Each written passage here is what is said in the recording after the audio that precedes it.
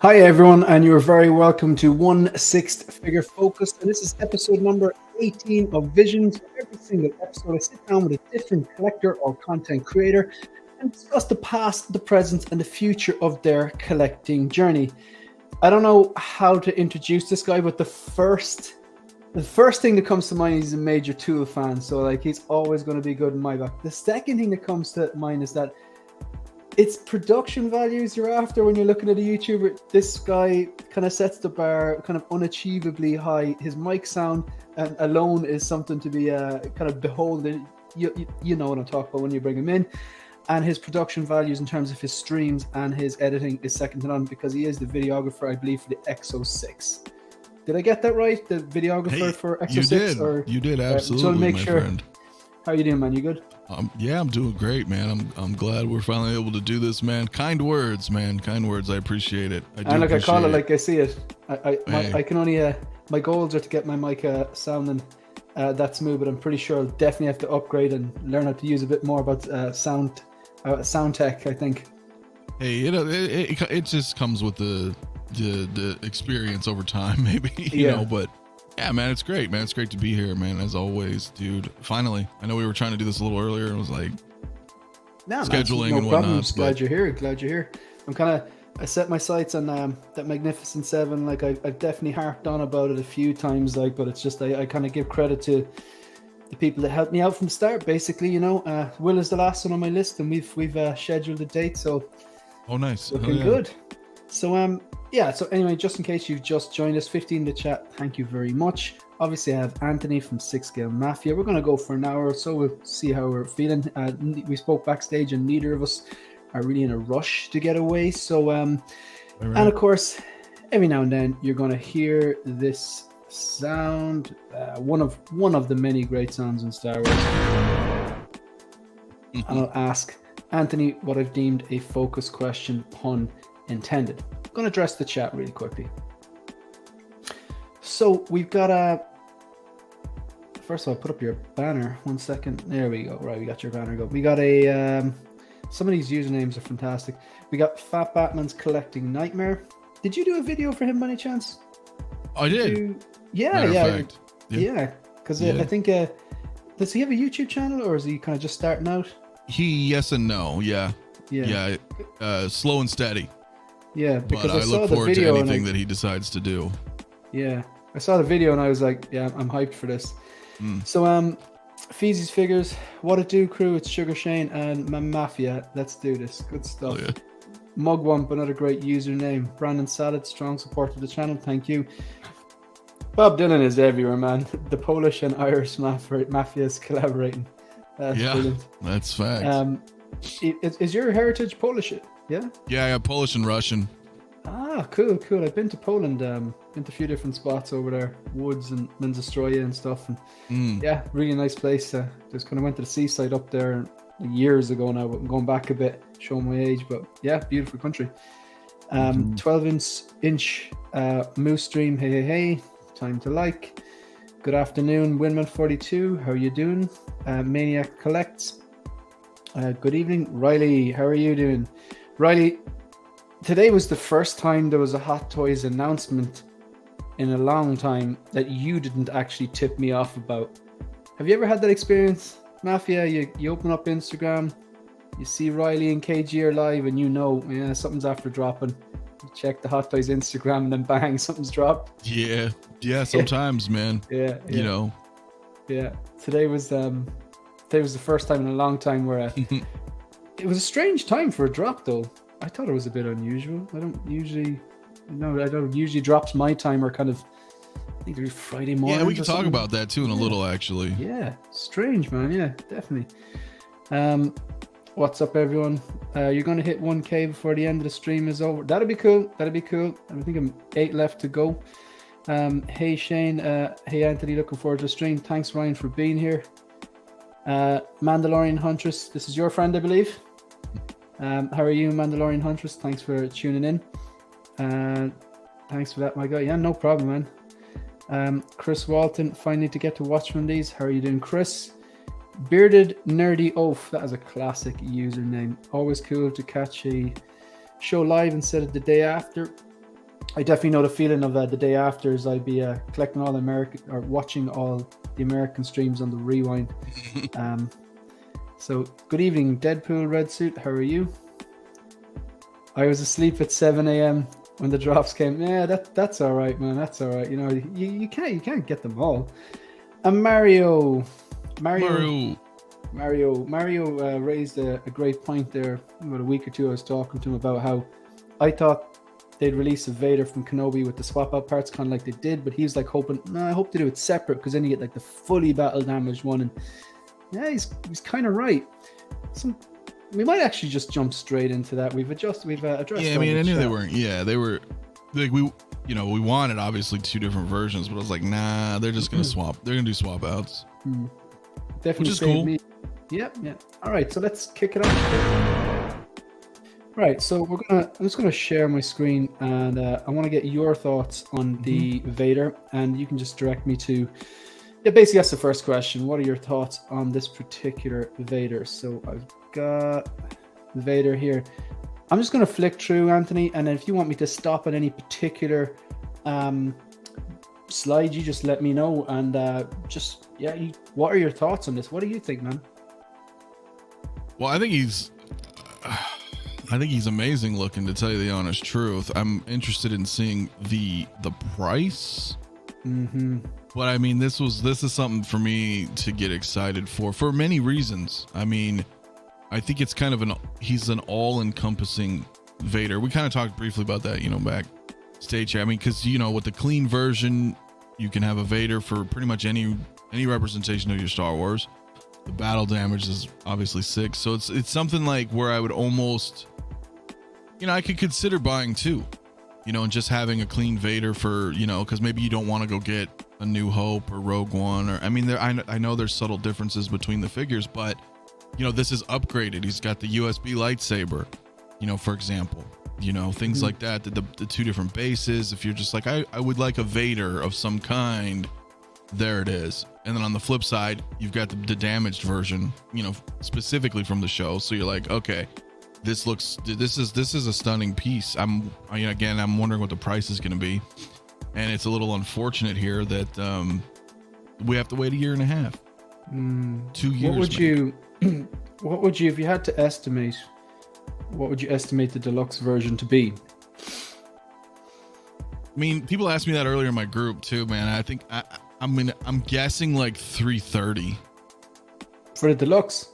Yeah, I think so. I'd take that. Mario reckons 385, and I think I'm around 365, but I'd take 330, man. Definitely. Yeah, because I mean, seriously, like you can only go so high. Right. And granted, okay, there's a USB lightsaber now. Okay, that's cool. That's not a whole much more in cost of production. So, and yeah, we got the inflation issues and what have yous, but there's gonna come a point where Hot Toys are too expensive. Yeah. And I know that they're a business, they want to make money, and they're gonna inch their way up in costs until they fit that where they're like, because they know that there is a ceiling. They know that there is such thing as too much. So I'm already worried about like Thor, for example, being damn near $400 with tax and shipping already. Yeah, right. Man. So, and when we look at, gosh, I know it seems like it was just now, but it seems so long ago. I forget how much Obi-Wan is, but he shouldn't be too expensive. You guys remember? Do you remember how much Obi-Wan is? I don't remember. Obi-Wan, I think is it 290? I'm tripping. I totally forgot the price of him. I think it's 295, man. Yeah, so like I don't see this being super expensive. I don't know. I'm gonna call 330, but we'll see. I guess in other words, I'd be comfortable with that, right? Yeah. Well, if it's 330, I think that is fantastic value. It may be 365 or something, yeah, but I'm thinking maybe 365. Mario's reckon 385, but you know what? It wouldn't shock me if it was 385, but I reckon we're just getting so used to these silly prices, like, you know what I mean? So maybe I'm preparing myself for the worst. I'm trying to get this Obi-Wan Kenobi up here so I can kind of, I don't know, maybe if someone in the chat might let us know what the Obi-Wan Kenobi from the Kenobi show was going for. So you're obviously getting this, yeah? Yeah, that's what I'm gonna get. I'm gonna get this for sure. This is a no-brainer for me. Even if you're not a fan, again, that's why I think this is so cool, is that even if you're not a fan of the show, because I mean, I'll be honest with you, I was not a big fan of Obi-Wan. I wasn't a big fan of the Book of Boba Fett. But that doesn't take away the fact that it's Darth Vader. Yeah, I guess. Should you want to pose him on the right like this or pose him on the left? It's like he's so versatile of a release, right? That's what's so cool about it. That's what's so cool about it. People in chat are saying $295 for Kenobi. Yeah, I thought it was around shy of 300. Yeah. Yeah, so it doesn't make sense for me to be like, yo, this is like $385, like $100 more. You know, but I mean, because realistically, it's Vader. To swap out damaged parts. Yeah, there is a sculpt. There's half a sculpt. I don't know if they've, I don't know if anybody's gonna just try to rip this helmet off and see if it's a full sculpt or not, or if they just, but I mean, yeah, $385 I think would be too much, but definitely an awesome piece. And they're reusing the in my opinion anyway, I think they're reusing the quarter scale Vader base. I noticed that. It looks very similar. Yeah. It's very similar. So they is it a shrunken down version of it, or it's not the same size? It's like I see. The thing is, because with the Vader statue, there's a large piece and then a pole, and then you connect another platform on top of it. And the base was very similar to that. So I don't know if they repurposed it, just kind of remote. I don't know if it's all completely new or if it's just rehashed. Kind of like how they did with, like, I think one of the Iron Mans is like the same Terminator base. They just redid it, they're just same base. Yeah. They're like, whatever. It's cut on costs. So, I mean, I'm not sure, but I don't think it's too expensive for them. So whatever they're going to charge, I think is going to be solely based on just what they can get away with versus costs of materials to manufacture this. Does that make sense? Yeah. No, that makes sense. That makes sense. Yeah, like this, I actually did like the Kenobi show, but I know it was definitely divisive, and that's a kind of an emotive subject in the community. It wasn't Mandalorian standard, but I thought it was better than Boba. But with this particular piece, I don't think you can go wrong, like, because you can take it clean and just display it original trilogy, which I can't even believe. Realistically, I don't think I'd be able to do that because I love battle damage and I love this scene and the detail that's gone into the half head sculpt. But you have the option if you want to, display it with Bespin Luke for a few months and then swap it out. And if you're getting a Kenobi, display it with Kenobi. Because with my limited space, I find that what I'm doing lately is thinking about plugins, I call them, like it's just a silly phrase I use for my style of collecting work. For example, if I get the endgame Loki, if any of us get the endgame Loki, I could pose that with my Mark 6, because essentially the endgame Loki is the 2012 Loki. Yeah, sure, exactly. Exactly. You know what I mean? So the versatility here is what you're talking about. Like you mean plugging in, you're just like, well, I can put them here. Yeah, exactly. I put them here. I could plug it into next to the Mark 6, or there's an Avengers display, or I could put him where he belongs with the endgame, the rest of my endgame line, and go, yeah, he works in both. Or it's as long as you're not like super critical with the appearances, right? Because I know some will. Some could be like, well, no, that's not, this is Empire Boba Fett and this is Return of the Jedi Boba Fett. There's differences, but if you're casual about it, you're like, well, no, my Fett can go here or wherever, right? Same with this Vader. If you're just like, oh, I just want a representation and this works. The suit's not that different to, say, taking a first Avenger Captain America and then an Endgame Captain America, right? And putting your first Avenger Cap with your Mark 85. It looked kind of funky. You'd be like, well, wait a minute, that's, Yeah. Like, not for so this, much with these, there's such subtle differences between the Vader suit. For me, like, I'm pernickety about certain things, but for me, it's kind of like ignorance is bliss almost. If someone pointed out the differences, I've seen them on like documentaries and stuff like that, but if someone sat me down and went, okay, this is the Kenobi Vader, the clean look, and this is the A New Hope, and this is the Rogue One, and I think maybe then I couldn't unsee it, but I'm like, I don't want someone to point it out to me. Ignorance is bliss. Right, like, you know what I mean? It's like, I'm happy enough that this is like, it could work with Bespin Luke, it could work with Kenobi. But then again, like, I'm not going to get the Kenobi until I see the final product. But if the final product is a home run and they fix that head sculpt, I definitely think it needs a bit of improvement. Yeah, it needs some work. Yeah. Then I'd be like, okay, there's no way I'm going to pose this guy the clean version. You know what I mean? It's like, yeah. Then I think about getting a 6-scale Vader from OT or something and see what happens next year with the 40th anniversary if something actually does happen, you know? That's what you know what I've been calling it. Really, I mean, it's whatever. It's not credit. I mean, I'm sure it's kind of stating the obvious here, but I've been mentioning that next year with that 40th Return of the Jedi, it's like we will get our quarter scale Vader in 6-scale form. I completely agree. I think we will get that version. I think he will have USB lightsaber functionality. Yeah. Right? Because they're moving forward. So to me, it would be like, oh, this is a great 40th anniversary release. You know, it makes sense. And Mario is crying out for that when he really wants that 6-scale one because he loves the quarter scale. He wants to get the 6-scale representation. So just a few of these chats before we get into the past year collecting journey with the origins. So the Fat Batman's collecting nightmare. The Vader is gonna look amazing with DS Anakin. Yeah. Mark G, display it clean until the pleather starts to tear off, then go battle damaged. 300 to 320 pounds. Yeah, that's pounds are expensive. You could put them in Ahsoka. Yeah, you could do that. That. Yeah. This is one of those prototype sculpts in a long time. This is one of the prototype sculpts in a long time where it's a 10-10. I don't know, Riley. I think that Wolverine there's one particular image that Wolverine I think it's a home run. You know, it's pretty damn good. That Wolverine is pretty damn good. That's a full head sculpt as well, like, you know. But this does look great, though. He's right. Like for what you're seeing, and it's interesting too when you read there. It says rolling eyeball function, but yeah, singular. So I was like, okay, maybe there isn't anything over there. You know what I mean? I'm curious to see how that, and we'll see when we go. When you look in the back, right? Is it just gonna have one eye socket that you can rotate? Yeah. I'd imagine that'll be how it is.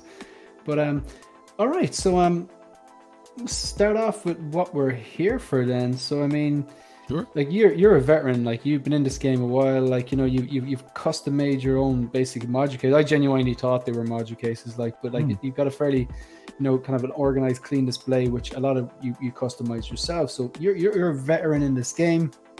So I think what I'd like to know, and what everyone else in the chat I'm sure would like to know, is like, you can take this whatever direction you want, but like how it all started. Like, I really want to know, what was your first ever 1/6 scale Hot Toys? I want to know, like, who did you buy it from?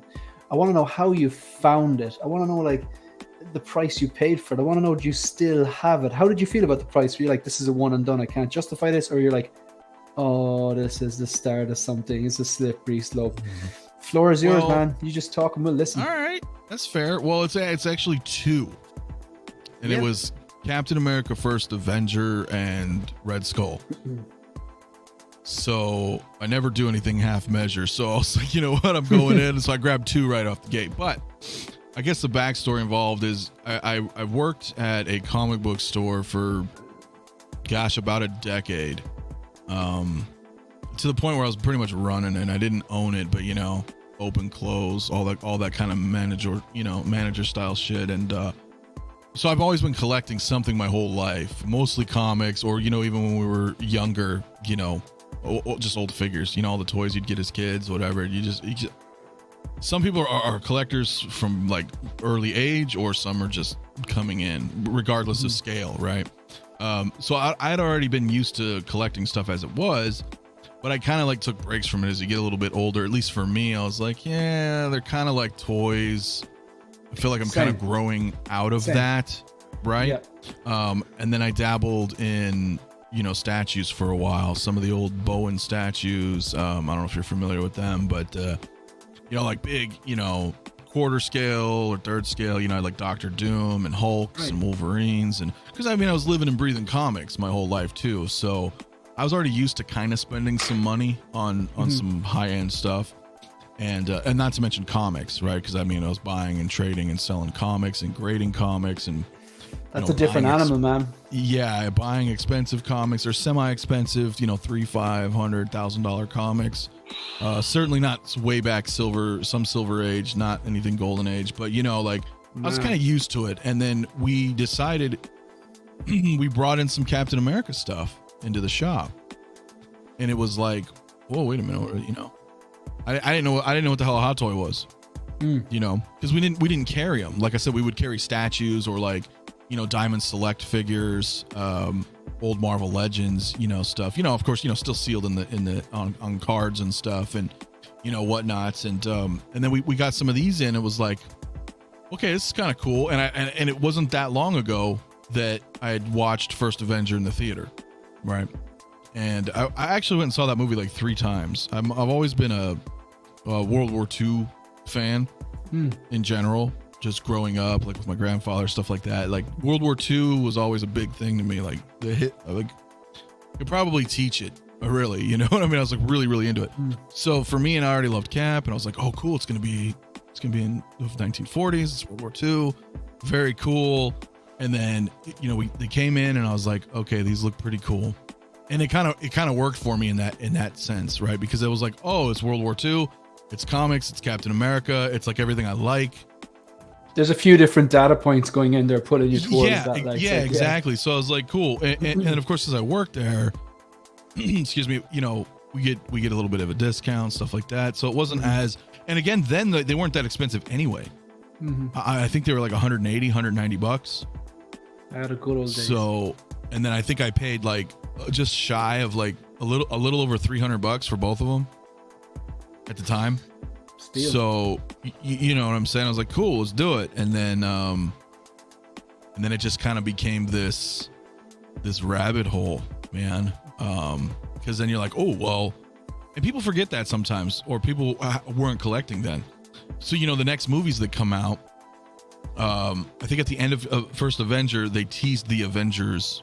They teased it at the end credits. I think that was next. God, I forget. It seems like it was just yesterday, but it's been a while. So like the Avengers came out, let's just say. Then you're like, oh, cool. I got a Hawkeye and a Black Widow and, Thor, whatever, the movie line, the Avengers movie 2012. And then it just starts to absolutely huge. It was a juggernaut as well. It starts to just, it spills into things. And then you're like, I really love Star Wars too. So here we go. You know what I mean? You get a taste of it, and then it was a slope, and that's kind of how that started, at least with 6 scale. And do you still have the first 2 that you bought? I still have my Red Skull, but it's not out of the realm of selling him. Yeah, I did sell my first Avenger Cap. It's just because, when you look back on something that was made in 2011, 2012, or even previous, prior to that Captain America has not aged well. I mean, you can't move his shoulders. He's just not. It comes to a point where it's like a statue. You're just like, well, if I just let it sit there and I don't mess with it, it's okay. But the quality, even just quality of materials alone, right? Look at that figure and look at Endgame Cap. You're like, whoa, where's this night and day?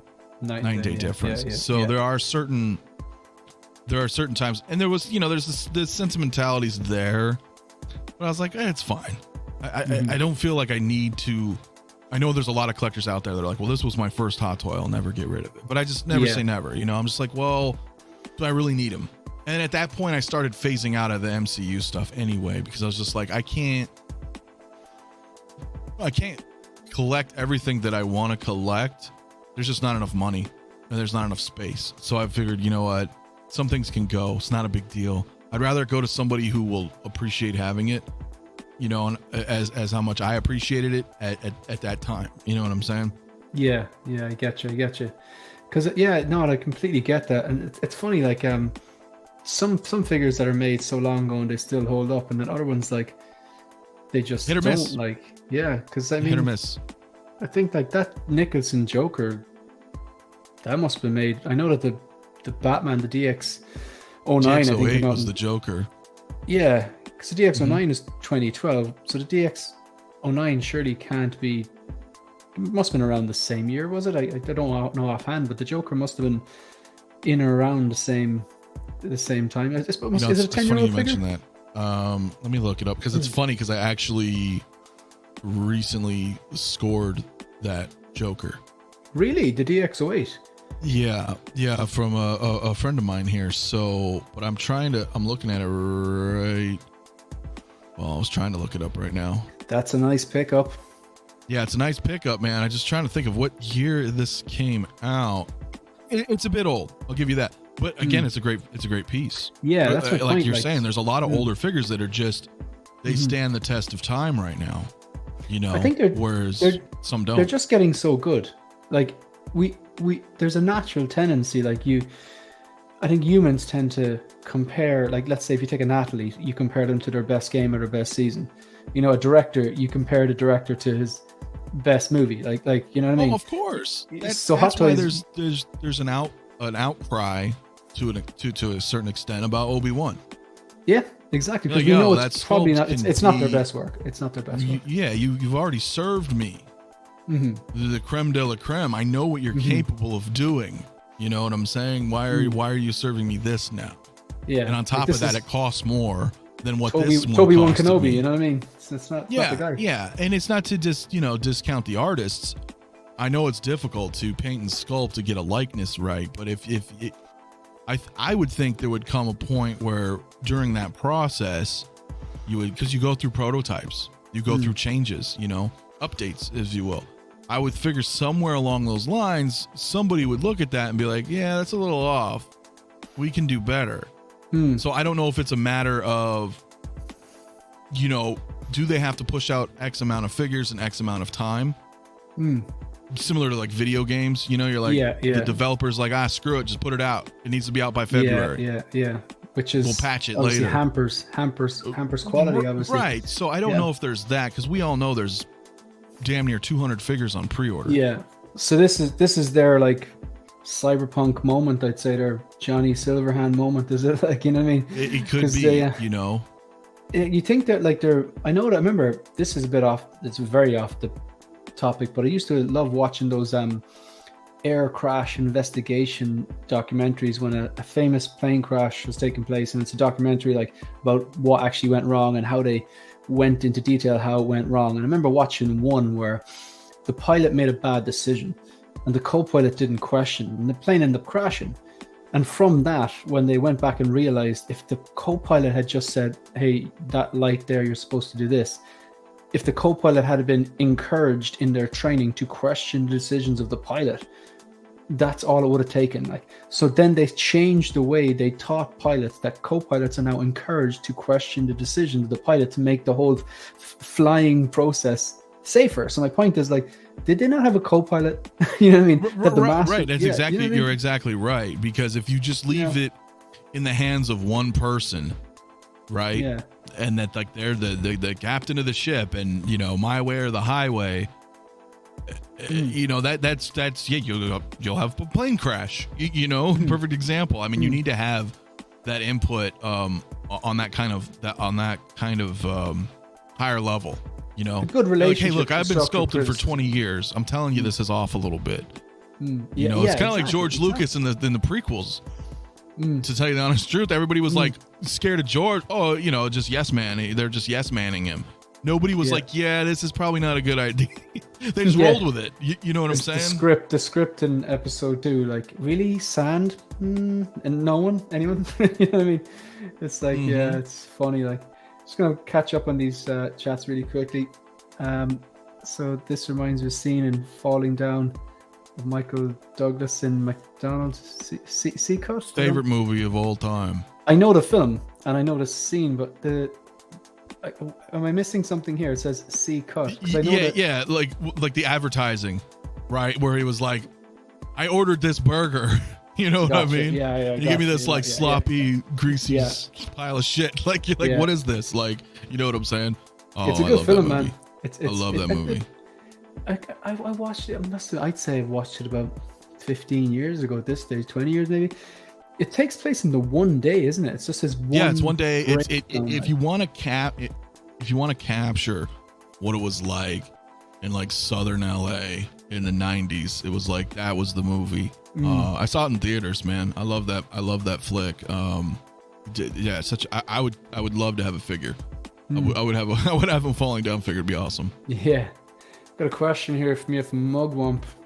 Have your experiences with X06 made you a little more reflective or sympathetic when it comes to problematic figures? That is a good question. And the short answer is yes, it does. And it goes even deeper beyond that, where now I look even at third parties in a different light to a certain extent. When I see people that are doing like straight recasts of figures, I'm like, wow, I understand what it takes and the work involved and the talent, required to make such things. And then seeing people like just shamelessly rip it off. You know what I mean? Whereas before I just didn't care. You're like, oh, well, whatever. That's cool. I'll buy it. Now, certain third parties I get, you're like, well, no one's even made that figure. You know what I'm saying? Like, no one's made a, Nightwing yet, or Robin in that respect. I'm just throwing out there with So-So, right? So you're like, oh, cool, I'll pick that up. Nobody made it. But the recasts, especially, yeah, that kind of starts to irk you. Or at least me, I'm like, wow, somebody tried pulling that with a Kirk and Spock, and that got shut down quick. It's like, really? So, and as far as, problematic figures, yeah, I get it, because not everybody is, at a certain position as other people are in their field, right? Like, you could be really good at, basketball, and like we play all the time, and I just, no matter what, I just cannot compete with you, but I still love doing it, and I think I'm pretty good at it, but I'm just not your level. You know what I mean? And that's the case in all forms of art or anything in any field, for that matter. So I get like some sculptors are better than others. Some painters are better than others. It's interesting. I haven't seen it in a while, but what I used to do is I'd go on Sideshow when a figure drops, and you scroll down to the details, and I would look, and I haven't seen them lately. I don't know if they just removed that because some people are assholes, but you could see like, here, who was the sculptor for this figure? Oh, okay. Who was the painter? Cast and crew. Oh, cast and crew. Now you can look on the box, sure, but at the time I would just, because you're on the internet, you can just scroll through and I'd check it out. I'd be like, that's why this figure looks badass. Because so-and-so did it. You know what I'm saying? I totally get you. This just popped into my head the other day, and I was thinking about this movie. I haven't seen it in ages, and I was like, I need to rewatch this movie. And maybe I'm way off the mark here now, man, but I was thinking, I'm going to ask Mafia that and see. Have you ever seen a movie called Event Horizon? Of course. So are you a fan? Yeah. That's basically what Dead Space became, the game, you know what I mean? In a sense, like. I thought you would be, because like I haven't seen that movie again in like 15, probably 20 years as well, like, but loved it, like had the DVD back in the day, but I remember the other day going, oh yeah, I wanted to watch something that I hadn't seen in a while, and I didn't get around to it, so I had to do some stuff, but like, I was like, I don't know, it was like, I bet you, because I know you're an Aliens fan, and Predator fan, and RoboCop, and like the kind of the 90s science fiction. I was it's weird, because I normally don't like horror movies. I'm not a horror fan in the classic horror sense. Well, classic sci-fi horror maybe horror I like, gets a pass. But sci-fi horror, I'll eat that shit up. I'll eat it up. Like I'm the weird one where I think the first Alien and the first Terminator are the better movies. I still love Aliens and T2. I go back and forth. But those were horror sci-fi, like, to me. No, you're right. You're right. It's a unique genre. So sometimes I like the purity of those first ones, but like, when obviously with the success of the first ones, they had a bigger budget, the studio taken a bit more seriously, and a bit more free reign. Hey, he caught lightning in a bottle once, maybe he'll do it again. And they it's a real sweet spot. But yeah, that's kind of it's I go back and forth over that. Like, I'd probably be the opposite to you, but I get why you would like the first one as well. 'Cause sometimes I'm thinking that first Alien, that was 1979. Yeah, hey, listen, I'm one of the other people too, where I'm like, A New Hope is my favorite of the trilogy, whereas the rest of the world is like, well, Empire Strikes Back. And that doesn't mean I don't love Empire Strikes Back, or that if I walk out in the living room and it's on TV, I don't stop and just zone out and watch it. You know what I mean? It's just, it's where it all began is how I kind of look at it. And they want to try something different. They don't want to give you the same movie part 2.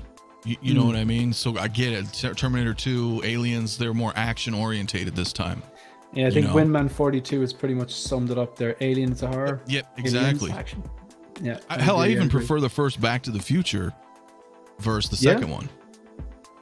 Even though I like it, I love it, but it's just there's something about where it all starts.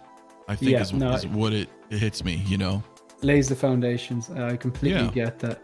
All right, so we're gonna move on. Right, so Anthony, we've established like the foundation. So your first 2 figures were, it was Captain America and Red Skull, and you bought them in a comic shop you're working at the time. And of course, you got your discount there, and you've since sold on the Captain America, but you still have the Red Skull. Would that be a fairly accurate synopsis? Yeah. Yep. Cool. Now, we're going to play a little game called the Yes No Game Show. Now, people have done these to death. So I'm not asking you, like, if you're interested in these figures and all. I'm not asking you, would you pick them up, blah, blah, blah. It's just basically, do you think they're going to be released or not? Do you think the fans, collectors are actually going to have the opportunity to buy these? Will they actually go up for pre-order? So we're not going to delve into these because simply, I mean, you can... Hot Toys or just in general in 6 scale? Stuff that was been teased over the last week or 2. So... like you said, they've been done to death. Like, so we're not going to go into them, like, because they have been done to death. But I'm just interested to see, like, do you think these things will actually see the light of day? Will they go up for pre-order, or is it just the mega flex? So, yes or no? What do you think? Oh, absolutely yes. I would agree with you. Yeah, I think so. Oh, that's a tough one. I'm leaning more towards yes. The only reason this is a tough one for me is because of its size. Mm-hmm. Okay, we can factor in and say, yeah, well, Hot Toys is known to make vehicles, but they're not known to make vehicles of this size. They, you know, I mean, they teased, you know, the Anakin Starfighter. That thing's pretty big too. It's true. So, and the reason I'm kind of leaning into this is because they did put out their little sizzle reel. And, you know, knowing something a bit about video production, you know, somebody had to make that. Yeah. Resources had to been spent or used, somebody's time to create the sizzle reel, to show off, you know, the size of it, to highlight the, you know, the light up functions, the turbines moving. Like, they were advertising that. That's literally what that was. So I'm leaning towards yes on this. Yeah, man, we're in the opposite end of the spectrum here. Although you're not saying definitely yes, you're saying you're leaning towards right. I'm just leaning towards it. And there's other factors involved here. I think they're gunning for other companies too. Oh yeah, 100%. So there's a lot of flex here. Yeah. But there's also a lot of potential to make money. Yeah. Do you know what? This is one of those ones I don't think is going to see the light of day, but I'll say it, and I've said it before. I want to be wrong. I want the collectors that want to have this in their collection, to have the space, have the cash, and they want it. I want to be wrong on this just so I can buzz off everyone else's excitement. Right. So I can see I want to see the blogger photos. I want to see the price of it. I'm just so curious. I want to see what it looks like when, you know, people do reviews and stuff like that. And when, like, you know, people get in hand their excitement. I really hope I'm wrong on this, because they could do a snap together part thing. Like, well, that's the thing. Hot Toys has the money and the resources, the manpower, the backing. They check all the boxes to where literally, like, because people are freaking out. They're like, how are they going to ship this shit? And I'm like, dude, it's not going to come in a 6-foot box. They're good enough. I'm telling you right now, I can see the seams. Like, the left wing, the right wing are going to snap in. Let's say right now those are snapped in. You can't even tell. That's what I'm saying. They're good. They have the money and the tooling and the resources to do this, to come in like 3 pieces. The box may be like 3 feet, 3.5 feet, you know, whatever. A few pieces that snap in, done. Because the wings themselves are going to lay on top of each other to save space. And then the turbines on each one, because those turbines come off, right? So you're going to snap into the wings, and then wing into the hole. Like, I'm telling you, that's something they can do. It's not going to be crazy on shipping. Right. You see, they can do that. They're a company that can do that. So that's why I'm leaning more towards, yeah. And you know what? I don't know. I saw a lot of people talk about this last week, saying the hot topic was, will it go up for pre-order or not? There was a lot of talk about its size. But my God, this thing is beautiful. There's no doubt that this is A1. It was cool in the episode 1. It was elegant in episode 1. I think it was cool in The Mandalorian, the sound out of it. But they've done a great job. Like, it does look the bee's knees. Like, yeah, no, it does. It really does. Yeah. You know, did you see Marco? Not everybody's going to buy it. Yeah, oh no, 100%. Did you see Marco from 16Fix? Did you happen to see Marco from 16Fix? He took a video and he's like next to it. The thing is huge. I did. Maybe was it on Instagram? I might have. I think I know Denobi was there, and Denobi really recorded the shit out of this thing, and I was like, okay, yeah, it's pretty big. And did he have like someone next to it in the shot or something? I think I've seen some pictures with people in it for scale comparison. Yeah, it is big, and like I said, it's not gonna be for everybody. Yeah, I think it'd probably be like $1,200 to be honest. Yeah. I don't think anything more than that would be too much because it's not. Again, it's still Hot Toys. It's a lot of plastic, and you know, it's cheap. Yeah. It really is cheap at the end of the day. Point. Yeah, it has to be. Yeah, it's just big. It's just it's cheap. It's cheap material. Yeah. It's not to discredit it, but you know what I'm saying. From a manufacturing standpoint, I don't, because some people are like, oh, it's gonna be like $2-3 I'm like, no way, dude. No, like it's not. They want to make it still affordable for people, and again, not everybody's gonna get it. Like, yeah, I mean, with this, like, it's just I don't think I love the ship enough to justify getting it. I think I'd like the Batman 89. I would buy that before buy this. I'd buy the Batwing, even the 112. I think the 112 would be beautiful because it's not too big. But I literally don't have the space. I'm not gonna pretend like I don't have the space to display this. Like, you know what I mean? The money, $1,200 is not to be, sneered at. $1,200 is a lot of money. I'd still have to do payment plans and stuff like that, but it's more the space. Like, I don't even know how. I think it's a non-runner for me, but it is beautiful. I really hope they do actually release this. What about this one? Do you think we're going to get a chance to buy this? Because I know that you're interested in this. Now, what are we looking at here precisely? Just the computer. Now, when I say computer, I mean computer. Whether they do it on its own or whether they do the set. Like, we'll talk about the 89 later, but just the actual the computer in some sort of a set, whether it's on its own or whether it's with an 89. Well, look, if they can put out an N1 Starfighter, you know what I'm saying? They can put this out. I suspect this is literally like what you see is what you get. Those are printed screens behind some type of plastic to make it look like it's on. It's not going to be, well, I don't know if people are even thinking that, but it's not going to turn on. There's not like animated television in there, right? So these are just still frames backed behind plastic. Clearly they have the mold because they made this. So I don't see him. If this is all it is, so we've got like, what is this? 5, 6, 7, like 8 monitors, some electronic devices on here, and then that appears just to be the base, right? So that's it. It doesn't go further than that Batman on the camera left side. So this could be like a $300-$400 piece. Yeah, could be. Maybe. Do you think they'll actually put it up for pre-order? But yeah, so I mean, yes. I mean, I want to say yes. I could see it because why not? They're showing the Batwing. They're showing the 89 Batman. Maybe we'll get another Batmobile. It's like, make all this stuff. People will buy this. People will eat it up. I do think, I don't think this is coming either. I think this one of those graveyard ones. However, again, I want to be wrong. I love 89. I don't know would I even buy it, but I know that they would sell because it's just that 89 effect, isn't it? Like, I would buy it. Do you think this is going to? Yeah, I do think this one's. I think we're going to see this for a lot of reasons. It's is this a tease? It's probably, if so, it would be. Would it be more animated style head sculpt? Because that's what I'm wondering here. It's because it's like the other Star-Lord where the breather comes off. But yes, absolutely yes. They're showing that they're going into the what if line. It in some fashion or another. People will relate it to Chadwick Boseman. In some capacity. They will. I mean, he voiced him. As it is in the animated show. So looks absolutely. Unique too. Yeah, it's very unique. It's it's the what if stuff. That's so cool. Yeah. So I see it coming. This is coming. Any chance or 5v4? Yeah. Yeah. How about the droids? Yeah, definitely droid, because it's I forgot, it's not BD1 from Fallen Order. I think it's like BD something. I forgot the name of that droid now. They named it. The little guy. Yeah, I can't remember the name now, but it's BD something and Pit Droid, or Pit Droid and BD something. Yeah. So it's a little 2-pack of droids. Droids sell very well. Mm-hmm.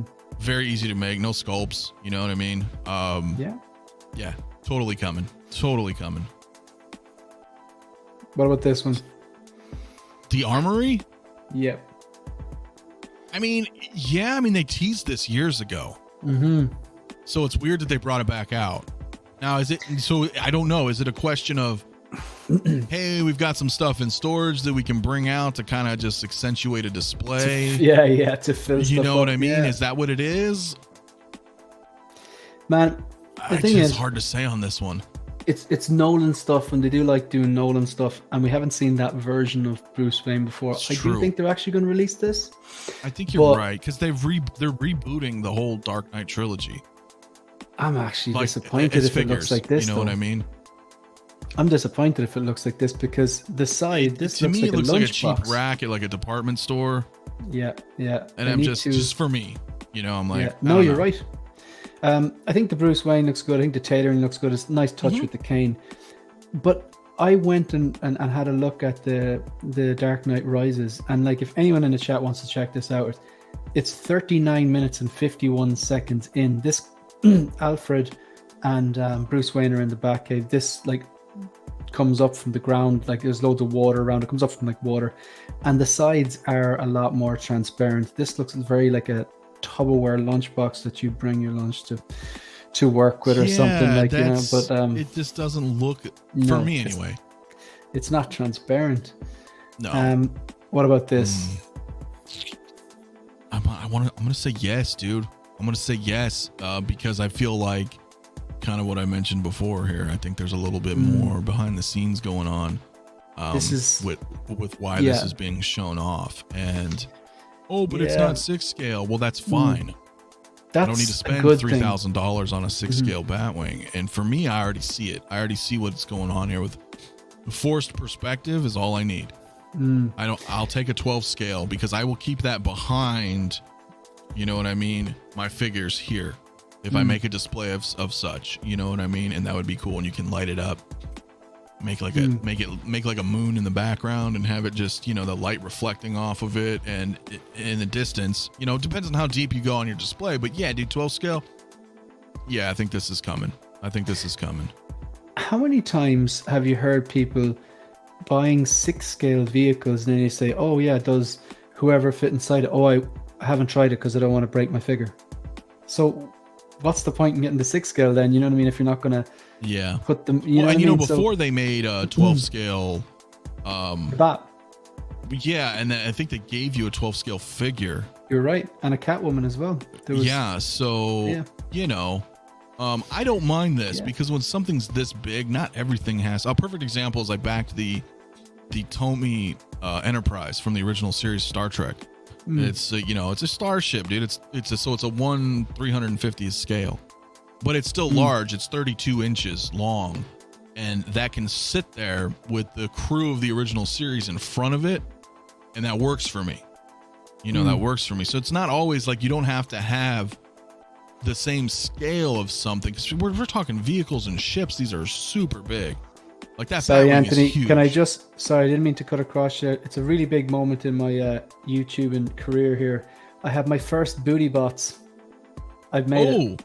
We got some booty bots. It says it's best adult dating site, and I've just blocked them. But like, there we go. That's the first time that happened on a live stream. So sorry, continue on. That's when you made it, my friend. Exactly. No, I just mean in general. Like certain vehicles, I don't expect them to be in 6 scale. Yeah, I just don't. They're too big. They're too big. I think 112 to be nice for this. I definitely throw an eye.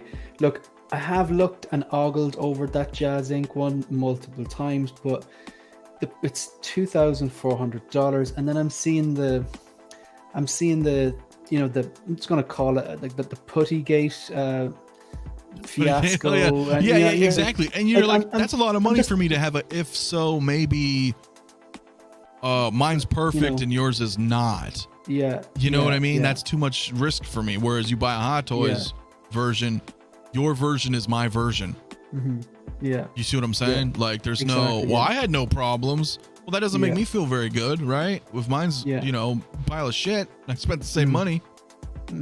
Like I'm not being negative either. Like I've when I was looking at the pragmatic about it. Yeah, I went onto the Jazz Inc. site and I asked a few questions, and Yost always got back to me, and seems like a really nice guy, and I've admired a lot of their pieces, and they are fantastic looking pieces. But the 2,400 is a big price tag, and then I have like if I was to drop that, where would I put it? I don't have the space for, and then I was like, I saw that putty thing, and I was like, yeah, I think maybe not. But I do think the Jazz Inc. looks better than this, but this could be just a plasticky looking prototype. I think they probably will. Very well could be. If this goes to production and they put this up for pre-order, I'd imagine we'll see a lot more of this. The cockpit here is quite accurate. There's a couple things a little bit off on it, but I mean, if you're not going for 100% studio replica, and it's being 12th scale, I think that's okay. If this thing comes out for a fraction of the cost, I don't think people are going to really bat an eye, no pun intended, but you know what I mean? Like, it's just, I'll get it. So it's very interesting to see, like, especially if they drop the 2022 Batmobile. I get you. When Hot Toys drops that. Yeah, I will throw an eye on this, though. I have a feeling this might be coming. I definitely agree with this one. What do you think their plan is for the 1/12? I wouldn't think it'd be. I reckon they'll release it, and if they do release it, they'll put two, like a 1/6 scale, a 1/12 scale Batman, like they did with the Bat from The Dark Knight Rises. Congrats, Shane, you have the booty bot's attention. Yeah, I feel like I've made it now. I don't need 1K, man. This is more important, So, there was something I was going to ask you, but it slipped my mind. It'll probably come back to me. So we're going to move on to the present. So. So where are you at now in terms of like I know that you mentioned like before you've built some of your own displays, like, so do you know like I know that you've some quarter scale, you've some 6 scale. I know that you collect different companies besides Hot Toys. You're statue guy as well, would that be right? Somewhat, yeah. I've been kind of leaning out of that. Gotcha. So like, but if I like something, nothing, you know what I mean? There's nothing's off limits. Yeah, nothing's off the table if I really like something. Yeah, just actually speaking about random pieces, I think that's what I was going to say. You're talking about scales, like not everything necessarily has to be 6 scale. You're right. I've got this beautiful 1989 Batmobile. I mean, this thing is beautiful. I'd say it's about not quite a foot long, but it's a nice size. And I still haven't even taken it out of the packaging. I don't know who makes it, but I was so impressed by it. I'm definitely I might do a video of it. I'm actually going home this weekend to my parents' house, and I'm gonna dig it out because it's still in the box. It's beautiful, and I was hanging on to it until I own my own house to display it. But it's not 6 scale, but it's still the 1989 Batman, and it's a bloody good replica. But so just to tie into your point, not everything necessarily has to be 6 scale, especially these huge mammoth pieces. You're never going to get a 6 scale Enterprise, just like you said. Like, it's right. Yeah, it's too big. Yeah, exactly. So so in terms of the present, like I asked this question in jest. In terms of 1/6 scale, do you know your body count? Like, I know that's not the appropriate way of asking it, but like, how many 1/6 scale figures are you up to, roughly, even if you don't know the exact number? Well, I mean, I can tell you I was like 160 to 200. Oh my God, you're a different lane of collecting. Like, you know what I mean? That's like what I consider a big collection. Like, but now I would say that's been cut in half. And why, if you don't mind me asking? Because I think people, especially new collectors, need to hear this. A few reasons, actually. No, it's a good question. I mean, one is, I think, as we've all know in life, whether it's collecting or anything in general, music, work, relationships, who knows, anything, our tastes change. Yeah. For better or worse. Sometimes they develop into something different. It just depends. But for me, what it really came down to is because, like I said, I started, getting obviously with Marvel as my first. Then I was into Star Wars with but I've always been into these properties, mind you, right? Because we would have, whether they had the comics or the action figures when we were younger, whatever. We've always been into this, but Hot Toys used to be. You used to be able to get a Hot Toy and feel like, oh shit, this is not going to last very long. I need to pick this up because there's not very many figures. And then there would be a considerable hike in the aftermarket for said figure. So you didn't really want to, miss out, right? It really wasn't. It was a dopo thing. It really was. You're like, nah, I need to get this. But then, years go by, and I don't know if it's Disney. I'm gonna blame it on Disney because that's all Hot Toys has been making. Blame it on the mouse, man. It's right. As they're just force feeding Hot Toys so many figures that, I was like, dude, I cannot collect every single Marvel figure that I want. And then into Star Wars, I was like, wait a minute, I've got the original trilogy, I've got prequels, I've got sequels, I've got Mando, I've got Clone Wars. Star Wars itself has its own lanes within its lane.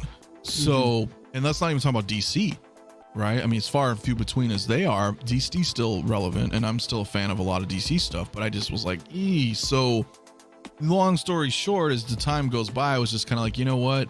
I want to focus on whatever I want, like, in my collection needs to be, like I've told you before, like when I looked around at my Star Wars stuff, for example, my eyes would always gravitate to original trilogy.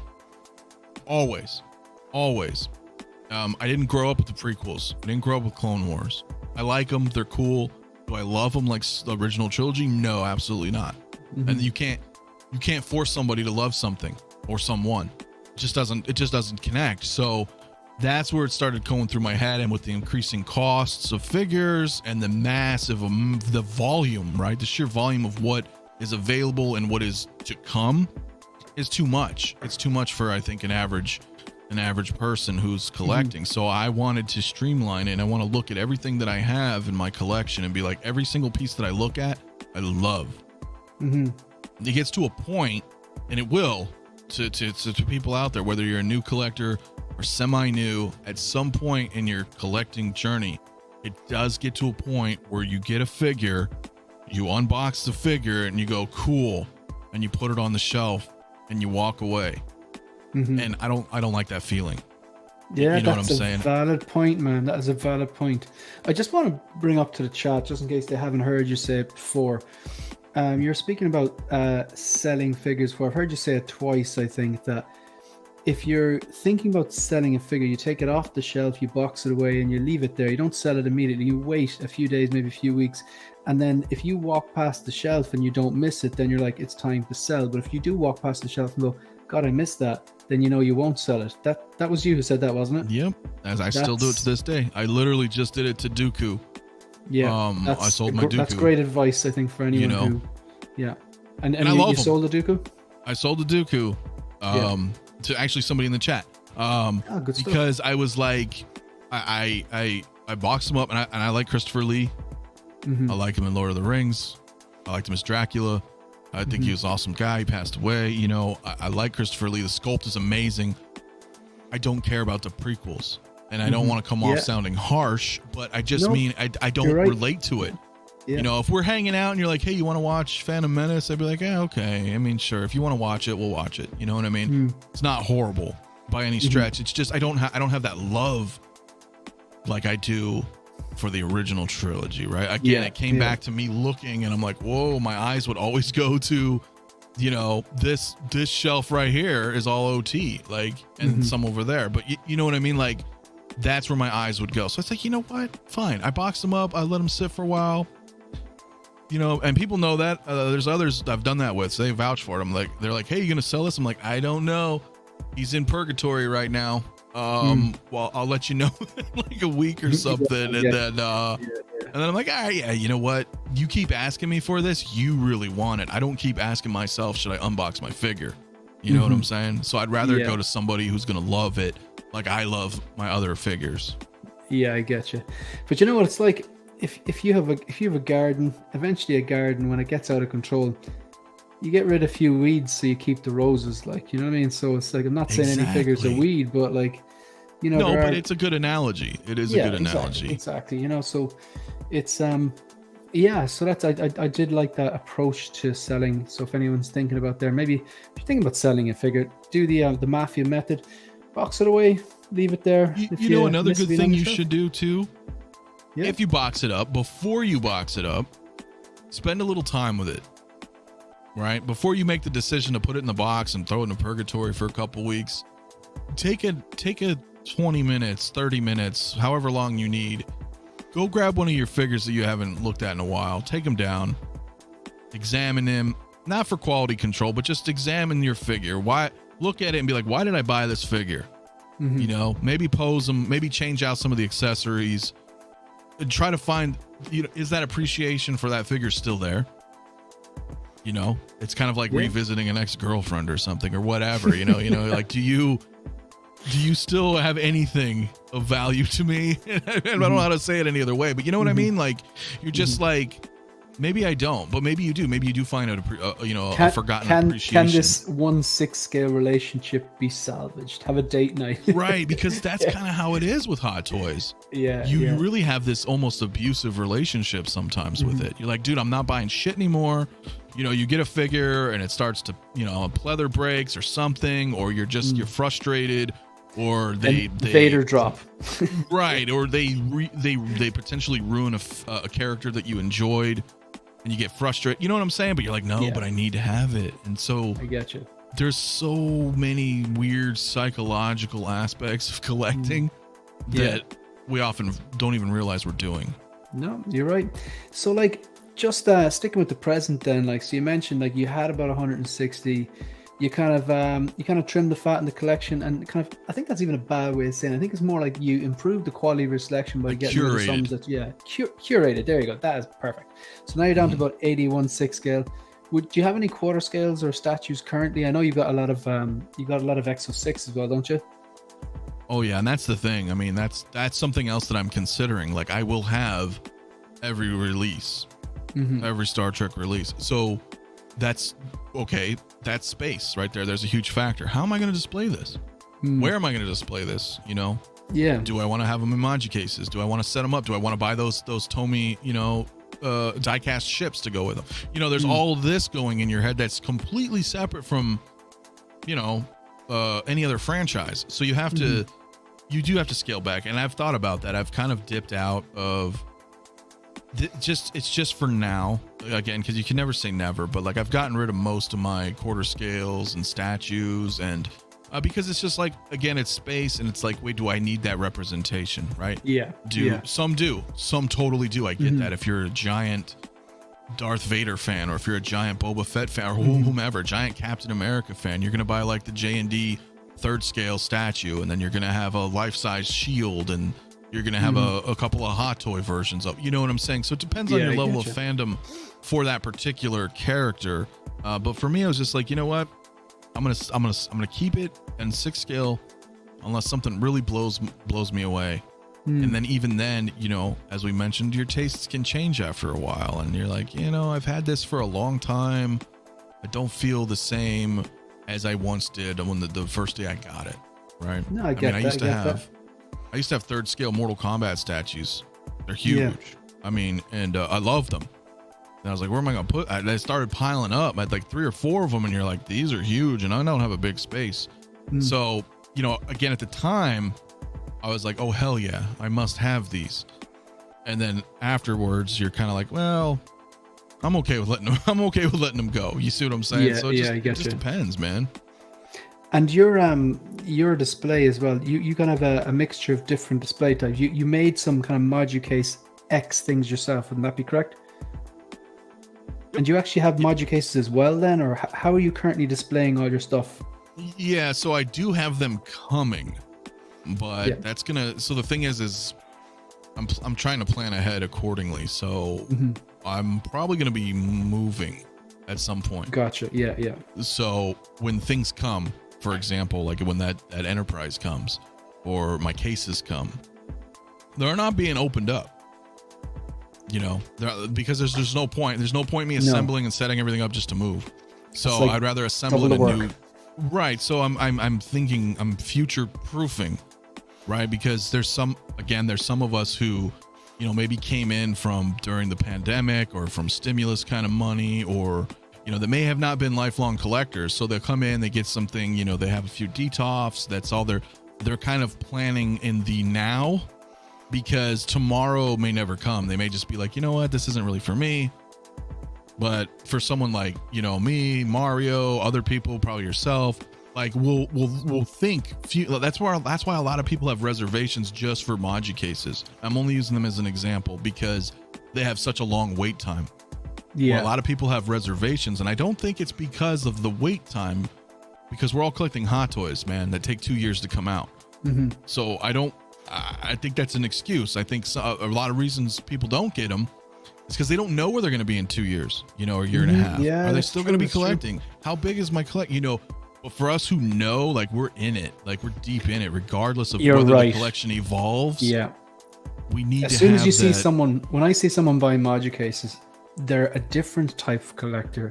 They're thinking about the future. They're thinking about sustainability, and it doesn't even have to be Maji cases. But like even like someone who's like built their own display, they're thinking long term. They're a different type of collector. You're right. Yes, because we don't know where we're going to be in 2 years, even if you're a diehard collector.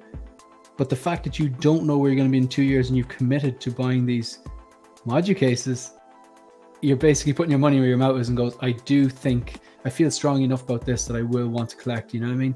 That's a valid point. I'm just going to quickly address some of these chats here. Are you getting the in-arts Joker? I am. I have the 2-pack rooted coming. Cool. And I really hope that's good, because a few of us took the gamble. We rolled the dice on that. We rolled the dice, my friend. Yeah. William Owens, hello everyone. Yeah, go on, continue on. No, I was just saying, but I put my money where my mouth was. I was like, you know what? I have faith in this company. I'll take the risk. If I fail, well, I'm going to do something with it. I'm going to review it. I'm not the only person out there on YouTube, but you're going to hear my opinion. Unfiltered, like, this is it. This is what sucks about it, or this is what's amazing about it. We're going to know. I'll take the risk. Yeah, the man, I just really, really hope that it's good. But I'm the same as you. I'm aware. I'm very, very conscious. This is a lot of money. This is a risk. But for the character I love so much and the quality of the prototype, I know people just say it's just pictures. Yeah, but it's pictures of a product, and we saw the video as well.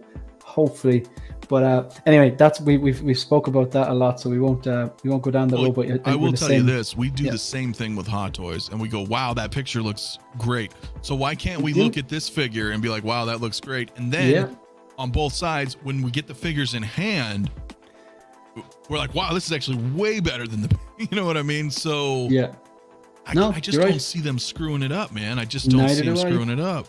Yeah, and I've already, like you said, we both put our money where our mouths are. Yeah, we're in it. Bleared Dad Life says, 8 away from 1K. I'm happy to correct you that I'm 6 away from 1K. Oh, come on. If people are in here right now not subscribed. If there are people in here not subscribed. We'll get you 1,000 at least. Come on, guys. If they like the content, I think maybe we've got 33 people in here. Like if at this stage, if you're in the chat and you've stayed for a while, you must like some aspect of the content. But if you don't like the content, I've always said, if you don't like the content, don't subscribe. There's no point. But if you don't like the content, you're still here. That's a bit ironic. Right. But yeah, man, totally, you're right there. Yeah. So let's go. 1K. Vader, smash the like button and subscribe in case you forgot. I appreciate that, man. Just the community is amazing. Yes, sir. I have the same mentality to see if I'd miss a figure. And that being said, I'm taking a dive back into Marvel. I heard that actually on, I think it was Graham's unboxing the other day. I really enjoyed watching that. There are figures I've sold off that I'm starting to miss. Yeah, I'd say that happens. I'll admit, as a big fan of Star Trek, I didn't feel the need to get the figures from that franchise until I saw. You're gonna have to take that one, man. I'm not a Star Trek fan. How do you pronounce that? Locutus. What do you think of that one, Mafia? That's you. I'm a little biased here, but I still think it's amazing. It's especially if you're a fan, you know, this is a unique piece. Definitely, even as just as a fan, I am super excited. I'm super excited for it. Sorry, I just realized I had this up for way too long. I removed this. Sorry. Oh, good. The bearded nerdy oaf. I built my own display cases because I priced up the Magic case and it worked out over $5,000. Wow. For what I needed, and that was without lights. So you built your own. Good stuff. I hope it doesn't suck. Well, look, man.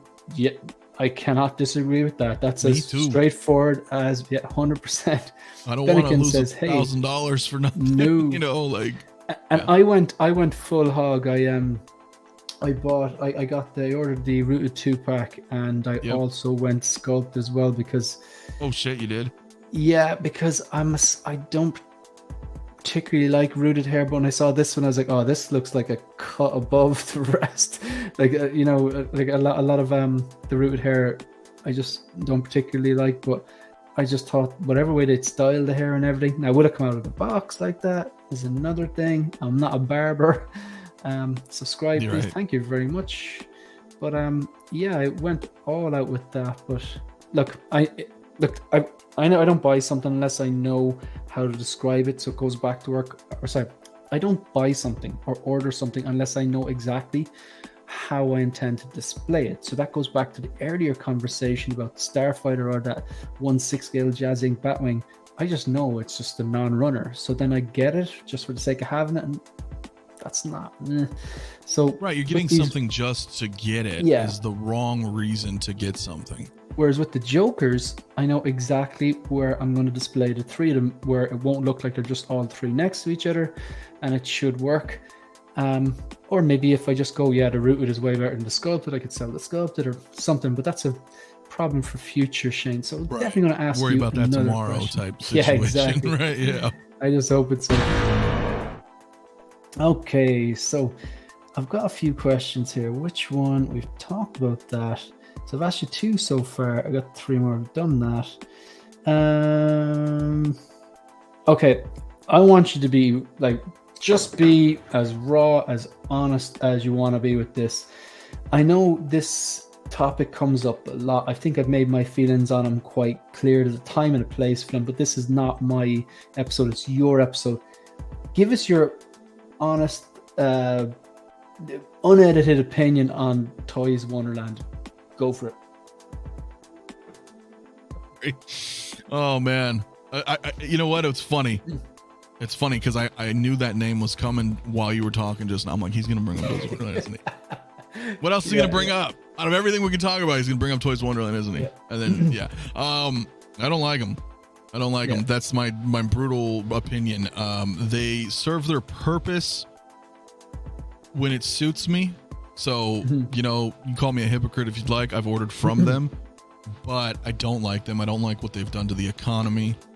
I think they're one of the main reasons that we're in the state that we're in right now in the collecting community. When you undervalue figures from companies, you're devaluing their work. You'll notice, as we talk about InArts, you know, InArt put out a statement when they sold that Joker for dirt cheap. They're like, "Yo, what are you doing? You cannot do that, or we're gonna come at you. Like, stop." You know, we know that's going on with Sideshow. There's not much they can do, you know, from an international standpoint, but they're doing whatever they can to try to circumvent them. Right? They're kind of a bane on the collecting society. Honestly, they really are. But then sometimes it's hard because I'm speaking $100 troopers. Yeah, I'm also speaking from, the United States or North America, whereas I know, like for you, for example, it's not that far away. You know what I mean? If the price isn't that bad and, it's like, if I get it, cool. Because there are times, dude, I did not get my right figure, or they give you some bullshit runaround and they make up excuses. Oh, we shipped it with phantom tracking numbers. And I'm like, yeah, what the fuck, dude? But other times I do get the figure. Perfect example. I got an assault tank commander from them. I didn't get it.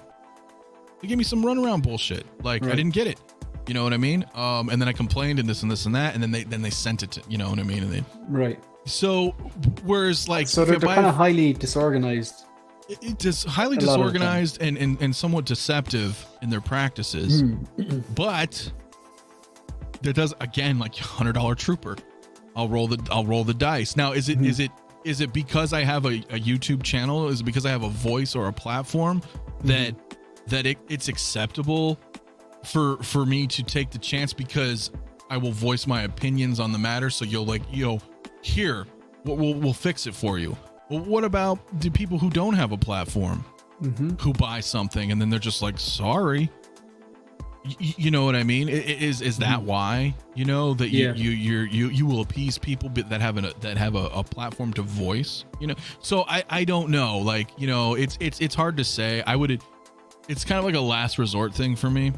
It's not even so much principle, it's consistency, to tell you the honest truth. Cause I'm kind of like with you in that respect. Like I don't have loyalty to well, they're not even a retailer, but for a lack of a better term, they're a retailer, but they're not officially, right? They're just resellers. So I don't have loyalty to where I want to buy my product.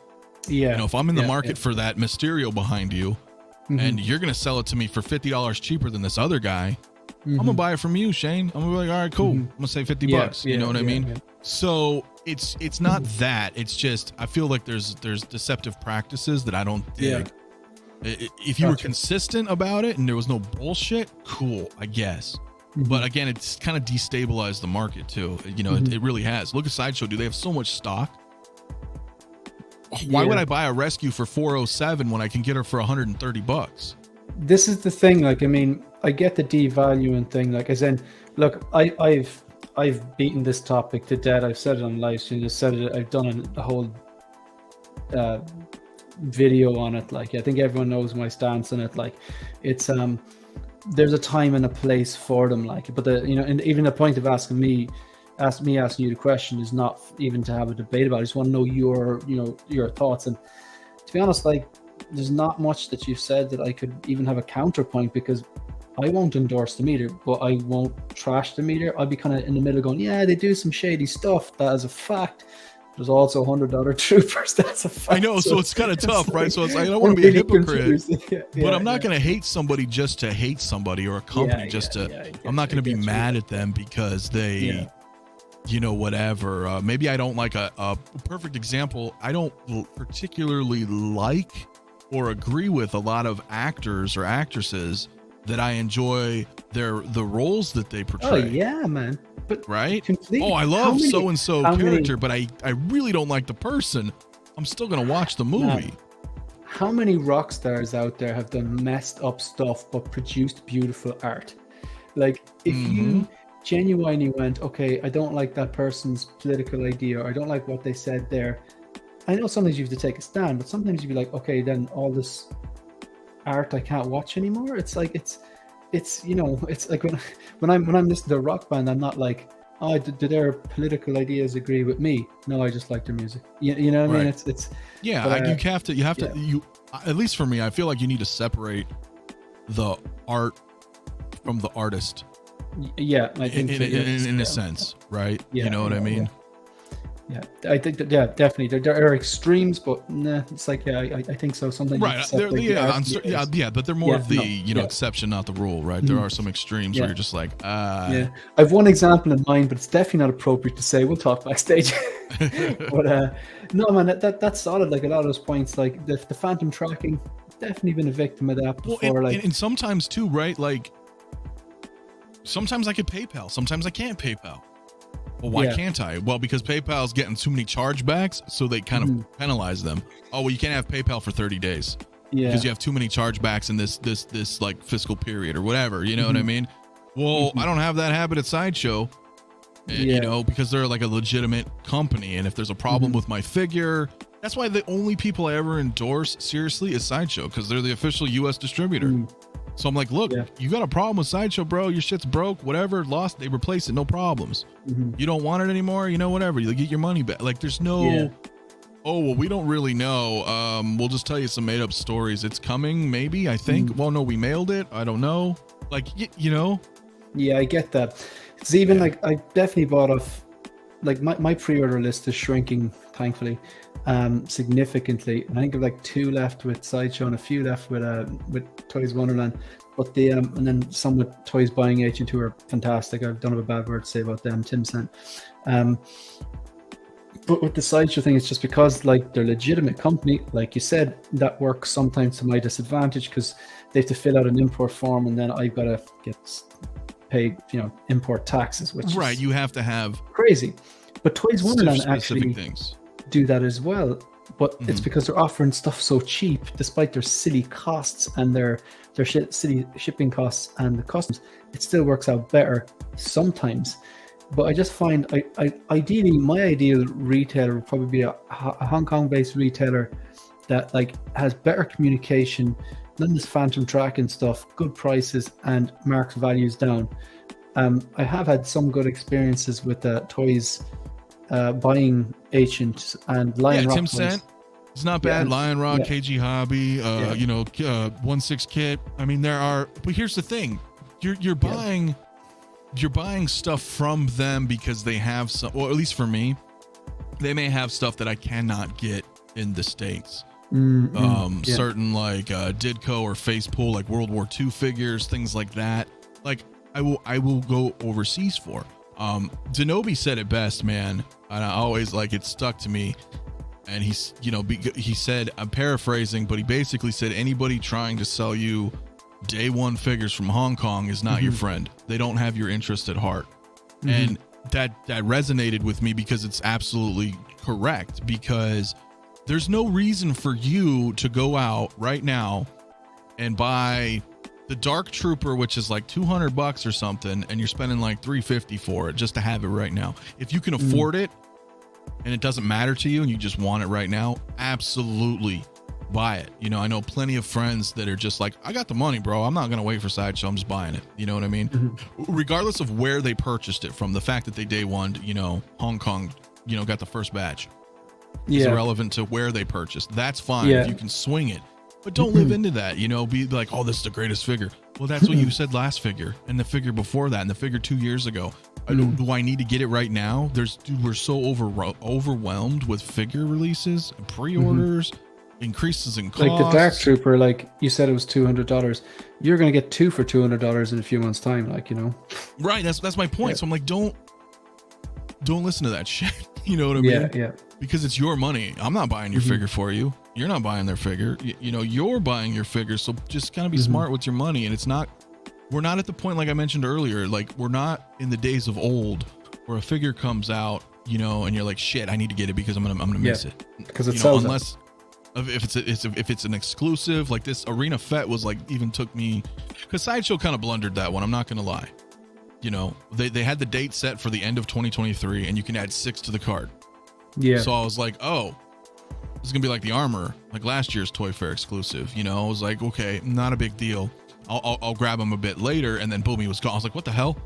You know what I mean? So lesson learned on that part. Like, I'm not going to place blame on them for, listing 6 and saying the end of next year. I should have known better, but I got to take accountability for yourself. But ordinarily, if it's not a vehicle, if it's not an exclusive, there's no rush. And even then, you don't even have to get it day one Hong Kong. You just make sure you lock in your pre-order. You know what I'm saying? Yeah, I'm a second batch guy, man. I'd rather have the extra bit of patience. Like for me, like I buy from so many different companies. Depends who gives it to be the cheapest at the time, and of course that's going to vary from time to time, from figure to figure. But I mean, the only bad experience, they patched it up and it turned out to be a good experience. But maybe I'm just very lucky. Like I know people out there have had bad experiences. For me, at the end of the day, like no one is going to be able to tell me who I should or shouldn't buy from. And the same way, like, people in the chat, we're just providing information. And people can make up their own minds, because like I think you're the same. We give our audiences the credit that they're intelligent enough to join the dots and make their own decision. Right there. You know what I mean? I've said that so many times to people. I'm like, the people who watch us, whether they're friends, whether they're just members of the community, in the hot toy world, the 6 or 6 scale, the audience is, people are not stupid. Everybody here who watches is smart. They may not be informed on certain things. They may have been influenced a certain way, right? But the audience, I respect everybody who tunes in to my channel or anybody in the community. Like, you have to, one is I respect people's intelligence and I respect people's time. And I don't want to bullshit you. I don't want to run you around in circles. I don't want to waste your time, just like I don't want my time wasted, right? Because we only have so much time on this planet. So I look at every individual as such. People are not stupid. They may just not be, you know, informed. And that's like what you're saying. You can listen to our take on this. Don't make up your mind because of what we just said. Maybe you're going to go watch somebody else. Maybe you tune into, you know, Will or Lael or Denobi or whomever. Watch 4, 5, 6 different reviews on a figure if you want. You know, get the second, third, fourth, fifth opinion. Gather as much intelligence as you can before making, you know, so you make an informed decision, right? You know what I'm saying? And the whole thing is like, I again, like, just back to that original question, like, if you've had a bad experience with any retailer, like, I would contact them directly. And if you're not satisfied, then write them off. You know what I mean? Yep. It's like it's like if a friend, you have an argument with a friend, maybe they slight you or something like that. You're gonna go straight to the friend. You're gonna explain, and if you patch it up, you're still friends. But if they're like, no, cut them. Good luck. Bye. Cut them off. You're done. So instead of like being like, you know, echo chamber. So because when I asked you that question, what I liked is you straight away went through the example of the assault tank commander. That was your experience, and you're like, look, this was a negative experience, but still you had the kind of you went to the other side going, yeah, but they have some drop down deals. So it was kind of well rounded, but your experience, your negative experience was yours. It wasn't a regurgitation of someone else's. Correct. Similar to 1/6 shooter, my last interaction with Toys Wonderland sealed their fate with me. I'm just going to read the second part. Ran me around on payment for days for an in-stock, in inverted commas, arena fet, then cancelled it on me today. I hope you got your money back. See, that's exactly what I'm talking about. Yeah, at worst case, you know, or best case scenario, you know, he probably got his money back. Like, no matter what, you get your money back. You're gonna call your credit card company, whatever, reverse the charge. I don't care. You're doing a chargeback. You're not giving me my product. That's exactly what I'd be like. I do have a good few pre-orders left with them, but I've said it multiple times before. If I have a significant issue with them, I'll go to them, and if I give them a chance to work it out, and if they don't work it out, I'll go on to YouTube then, because then I've done my thing. I hope it doesn't come to that, because I've saved a lot of money with them. That's why they're continuing to get my business. I agree. Currently. I'll tell you one thing just to wrap that anecdotal experience up. When I emailed them, because I did. I'm just not a spiteful I didn't just immediately get on YouTube and start blasting them. I emailed them directly. I said, hey, listen, I didn't get it. They're like, well, it said it was shipped. It said it was delivered. I was like, there's nothing. I don't have it. I'm telling you. I don't know if it was your problem. I don't know if it was DHL's problem. I don't know. I don't have the damn figure. And they're like, well, we'll give you the 30% off your next order. I was like, no. I was like, I want my figure, dude. And that's when I pulled the whole YouTube card. I was like, this, because my account is not my name here, you know, so they don't know who the hell I am. I'm just a Joe Schmo. It's not account. like SIXSCALEMAFIA gmail.com. Right. You know, and I'm not even that big of a channel, but I was like, yo, this is my channel. And I don't want to blast you guys, but if you're not going to help me out, I'm going to let people know, like, this experience. And then they were like, we're very sorry, blah, blah, blah, blah, blah. And then they gave me a new tracking number, and then here was my figure. And I was like, but I had to go to that length? Like, what if I didn't? What if I was just somebody else? And I was like, am I just boned? You give me a 30% off new. That's fair. Yeah. Yeah. But like, that's the right thing to do, I think. Like, I mean, I think there are definitely some collectors who go straight to Facebook. It's like, man, that's not going to solve anything. That's like, no, I'm not gonna. Yeah, I'm out in my town. It out on your own first. Yeah, I'm out in my town and I see a crime. Oh, I'm going to go on to Facebook. No, you phoned the police, man. You know what I mean? Like, right. Yeah. Like, go through the right channels first. But I'm just looking at these comments. I'm far behind. Sorry. The Feezy's figures. I honestly just had an issue with them giving me notice of an item on the way, but hadn't received anything for 10 days. Shipped via DHL, and for the price of that shipping, that should be there in 3 to 5 days. Had to follow up with them to get them to investigate. I hope you got sorted. Since they dropped PayPal, I can't trust them. I actually like the credit card because the chargebacks are actually quite handy to do. I've done them before, but again, each to their own. Like anything else, you have to decide if the price is potentially worth the trouble. That's true. Right, but you're like, I like chargebacks. Like, why? Why should you even have the? You know what I'm saying? You no. Never... As in, like, I don't like jumping through the hoops, but I have used chargebacks before and jumped through that hoop and found the bank very supportive in the event. Well, of course, right. Yes, but my whole thing is like our mentality as a consumer. We shouldn't have to should never come to that. I never in all my years have gone shit. I need to do a chargeback on Sideshow. I think these guys are giving me the runaround. I think some people don't know you can do that. That's what I'm saying. Because people are talking about PayPal and stuff like that, but it's like, you can charge back your card as well. So them removing PayPal, maybe it's not as convenient to do it with the credit card. That's just my point. I don't. No, it is. It just kind of, it shouldn't be that way. No, it shouldn't. Chris, just stick with Sideshow. I was just mentioned, I explained to Anthony later on that why I don't tend to stick with them, because of, again, they're legitimate, they're doing things by the book, their customer service is good, but because they're doing things by the book, I get another 30% bill just when it comes into the Irish border. So I need a company that either offers things extremely cheap or cuts corners, which I'm not going to out people, but Lion Rock Toys basically told me, you can tell whoever you want, because I did a review for them, and full disclosure, they gave me the review at the cheapest price around. So therefore I did the review. That's how you do it. You shop around. Like they asked me, would you be willing to work together? Maybe we'll give you a cheaper figure if you do a review. And I was like, well, that's not how I shop. I work around, get the cheapest one. I don't want to be tied to any company. I don't want to have to be loyal to you.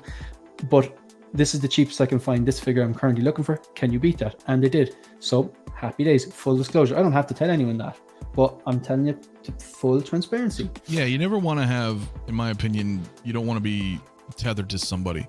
I don't want to be beholden to anybody. I've had a few people reach out, but hey, we'll give you a good deal. Just make sure you tell, the audience this is where you got it from. Put a link in the description. I was like, no, I'm good. Appreciate you reaching out, but I'm okay. Personally, I don't mind putting the link in the description. I actually don't mind that, because it's like, I want this figure anyway, and you're giving it cheaper to anyone else, and I can take it on a case by case. So if the next time they can't beat it, I'll just buy from someone else and not do the review. Sure, and then that makes sense too. Like if I wanted to. Like I've done that. I've been like, hey, I bought this from so-and-so, and there is a link in this video for that. That's where I got it from, and it was no problem. But I don't want to steer people like that. Like I could never be like, I got it from Toys Wonderland. Here's a link in the description below.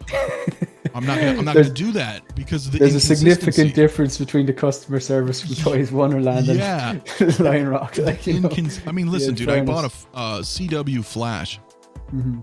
They sent me a Mark 85 Iron Man.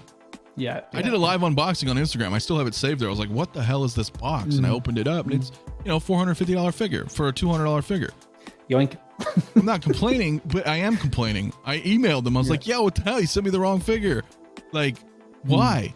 So again, even though that could monetarily benefit you, right? I got a figure that's double the value. I could resell it if I don't want it, whatever.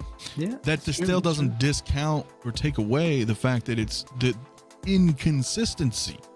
For better or worse. I just want to know what I'm getting, and it's no problems, man. Just wash my hands away from it, No, they can definitely improve. But the point I was trying to make there is that if a company marks down values for me under €100, I don't have to pay the 30% customs. That's a big factor. That's a big factor. Now, I'm not going to... I know that there's certain companies doing it, but I don't want to say it because I don't want to ruin the game for everyone. However, my point was, after making that video, Lion Rock said, because I didn't get paid, I didn't get stung for customs. I was like, this is brilliant. And I said it to them, and they're like, look, if you want to mention that, that's no problem. Because I thought they wouldn't want me to mention that because it might draw unnecessary attention. I still have the message going, go on, tell people. But I would urge people, if you are buying with them, reach out to them directly and say, look, I'm in Ireland, I'm in England, I'm in somewhere where I need you to mark this down as low value. with the company. Because I don't want someone to come back to me, hey, you said, no. I've said this completely transparently, like, you can deal with them. So this is Keith. This guy's from Ireland. He's a big fan of your channel. We talk regularly. So what's up, dudes? Late to the show. We'll catch up. Anthony needs to get his spotlight hour going again. A great watch. Exactly, yeah. When Thank you. No, I in the process, man. I'm in the process. I know. I enjoy doing them. They need to be happening again. It's just certain things come in waves, especially with work, and then you're like, well, you gotta manage your time a little bit, and sometimes I'm just like, but it's not over. We're gonna keep doing them. East easy to stick with Sideshow. Might be more expensive, but they deliver the customer service. It's good at any problems. Yeah, if it works for you, man, if it works for you, go for it. Sideshow should cancel orders over one. He's talking about I get it. The arena, that makes sense. I get it. Yeah. Bought endgame cap for less than 170 ships. So this is kind of the flip side of the T-Dub situation. Yeah. I'm in Ireland. Oh, right. Brilliant. We have another Irish. It's 3 Irish people in the chat now, right? And I've ordered a few figures from KG Hobby. Heard good things about them. Got them cheap and all safely within 10 days. No customs. Oh, this is a mammoth plan. They value the figures below €20 on their invoices. I do believe the flip side, though, is if they mark them down value-wise, you're not insured. That's something. You're rolling the dice there as well, but and it's the same for any of those Hong Kong retailers, including Lion Rock. If they mark stuff down, you won't have to pay import. However, if it goes missing, then, well, if it goes missing, you can contact them. But if it goes missing, apparently it's not insured. So that's another thing.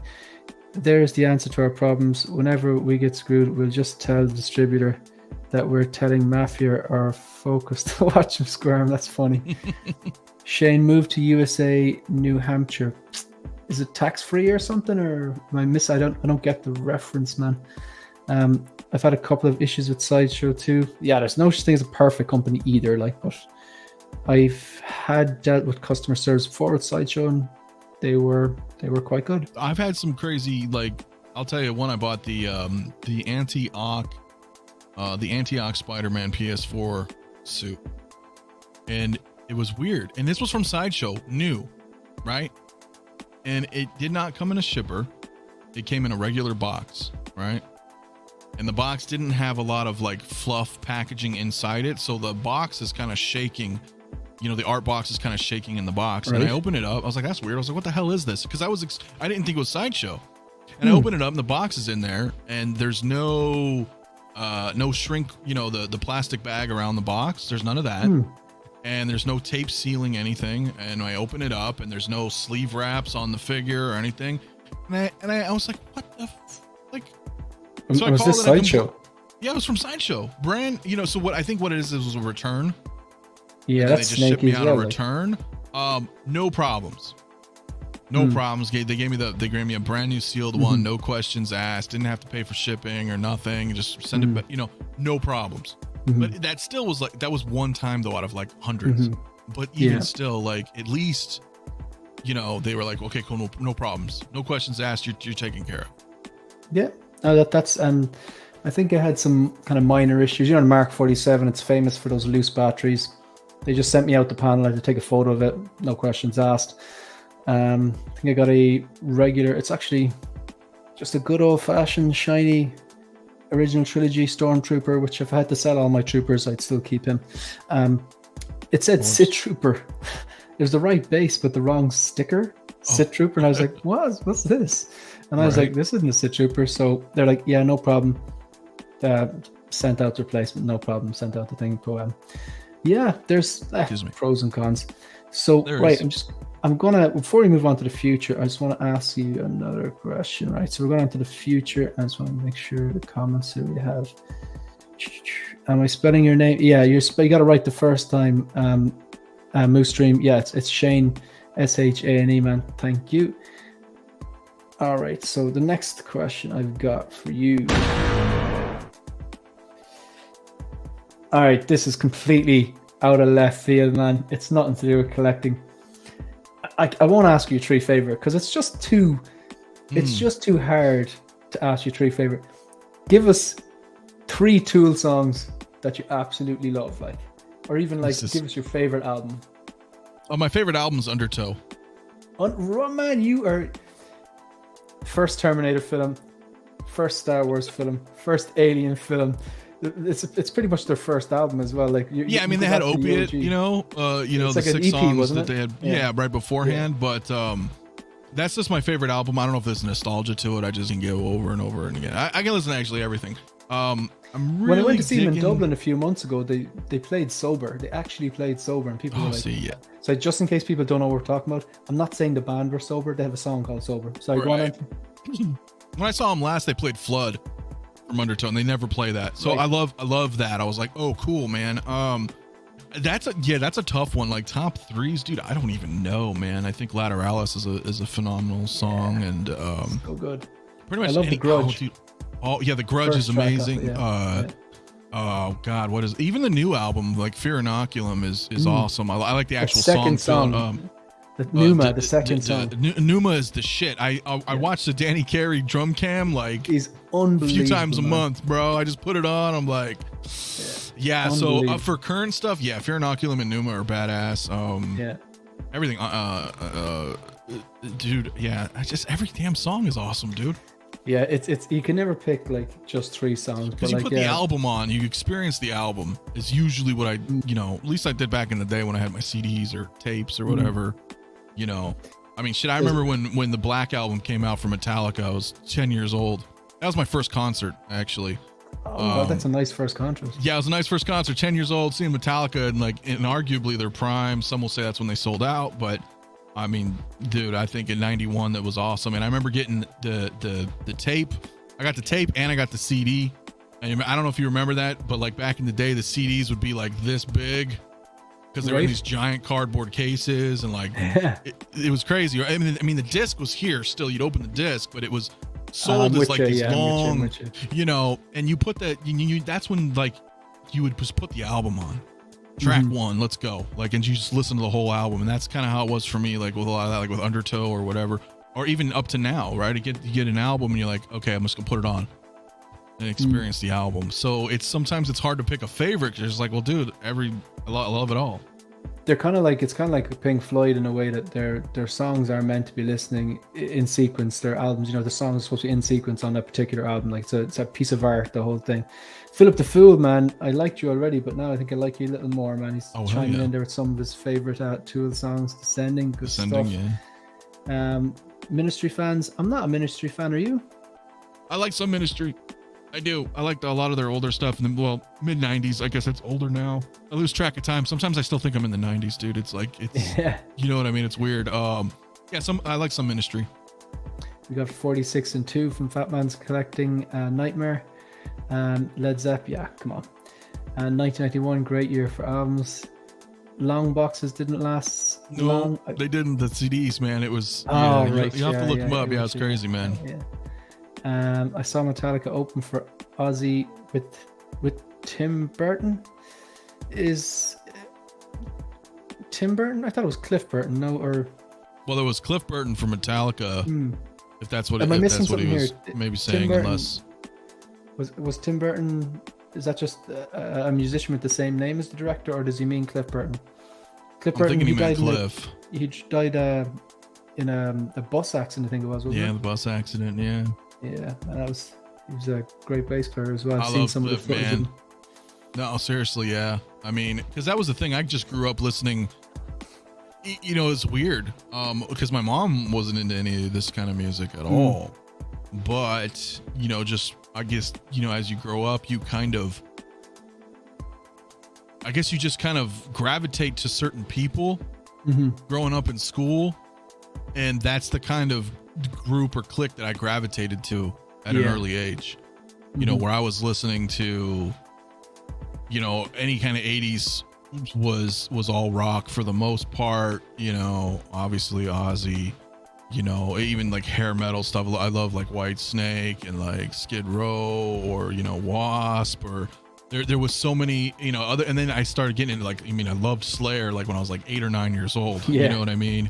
And like Morbid Angel and Sepultura, Pantera, which Pantera's trying to reunite right now with Zakk Wylde. That's badass. Like stuff like that. Like I just always gravitated towards that kind of metal scene. And then, Tool at that time was still, I would consider metal, but kind of in its own category. And then they just evolved into this just awesomeness. Yeah. Are you a Deftones fan by any chance, or? I liked Adrenaline. Yeah. Okay, when Adrenaline came out, I think it was like 94, 95. I was like, okay, this is pretty cool. It's got a good jam to it. And then they kind of just veered off into this direction that they started kind of going to that emo scene that was happening, and like I wouldn't put them in the same boat as My Chemical Romance now. But not that hardcore. But you know what I'm saying? They went off a little bit. They're their own sound, like You know, one thing I love about Slayer is they never changed. Yeah, it was just for example, metal. You know what I mean? New album comes out, you're like, it's Slayer, man. You know what I mean? Like, if it ain't broke, don't fix it. The reason I Deftones popped into my mind because we mentioned Cliff Burton, and I think Chi Chung, their original bass player, I think he was in a coma for years and eventually died. Like, so just strange, man. This the metal bands, and it's like a curse or something, man. But right, so we're going to delve into the future now. So, like, in terms of like pun intended, I'm going to ask you a few warm-up questions. Really simple. Do you see yourself collecting in 5 years' time? Yeah. 10 years' time? Yeah, probably. In some capacity, maybe not as intensely or as you are now, maybe, like, but in some capacity, like, even if you're thinking there's things you'll never part with, for the rest of your life, in some capacity, you think you'll be collecting in some capacity, you know? Oh, absolutely.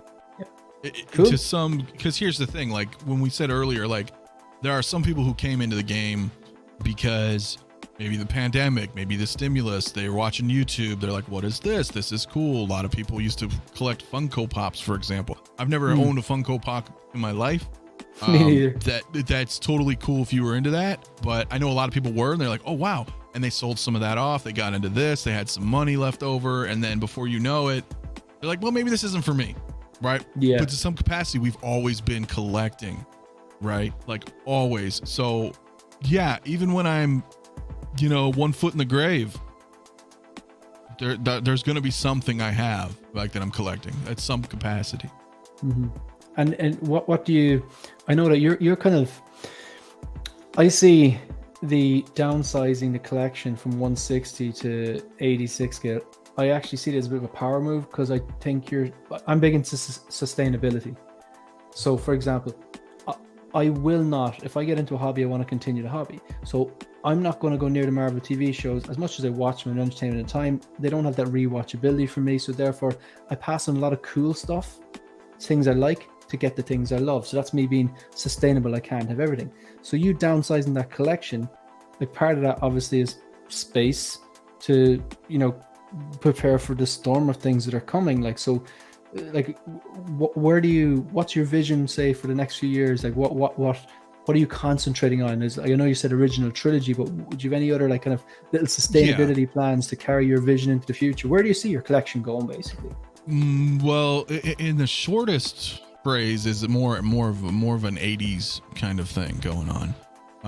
What I really love is the stuff I grew up with, honestly. And being into Star Wars, again, as I said, my eyes always gravitate to my original trilogy. Mm-hmm. And I don't, honestly, dude, I only need like maybe 9 figures from those 3 movies, and I have every hot toy that they've made for 4, 5, and 6. That is impressive. And most of those are troopers, dude.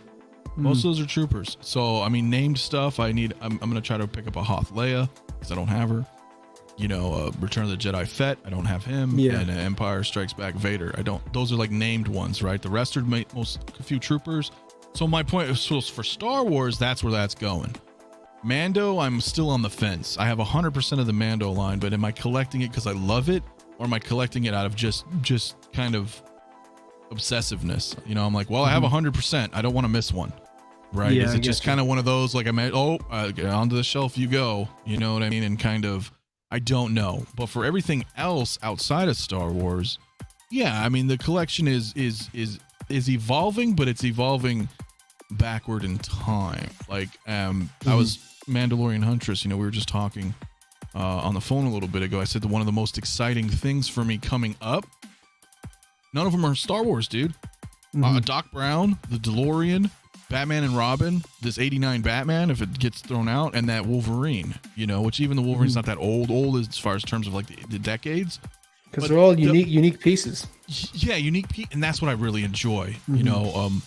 you know, I've got Predators, Terminator, you know, Alien. I love that stuff. Like I want, we need more of that again. Or, you know, I think there's a certain level of fatigue that comes, and I'm sure you've experienced it too. I think a lot of us have, where we're like, wow, well, it's just Star Wars or Marvel. That's all they're giving us. The big three.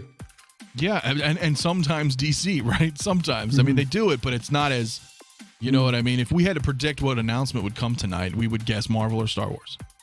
Yeah, that's a fair... You know what I mean? Well, right now you might be thinking maybe they'll do the 89, but yeah, I get you. The probability-wise, you're absolutely right. Probability-wise, yeah. So it's kind of like... Yeah. So the collection's evolving, and again, this is also contingent upon in art. Again, we don't have a figure yet physically in our hands, and we have not even seen anything that J&D is doing yet. Because remember, J&D is going into 6 scale. Yeah, that was like 6 months ago. They said that. Yeah. There's nothing. So maybe are they waiting to see? Are they waiting? I think they're waiting to be ready. Either that, or they're waiting to be ready to announce their lineup. Yeah, you know what I'm saying. So because this isn't an overnight thing. So yeah, which is good. If J&D in art is, sorry, go ahead. Oh, sorry. Do you have the 89 Batmobile? No, I don't.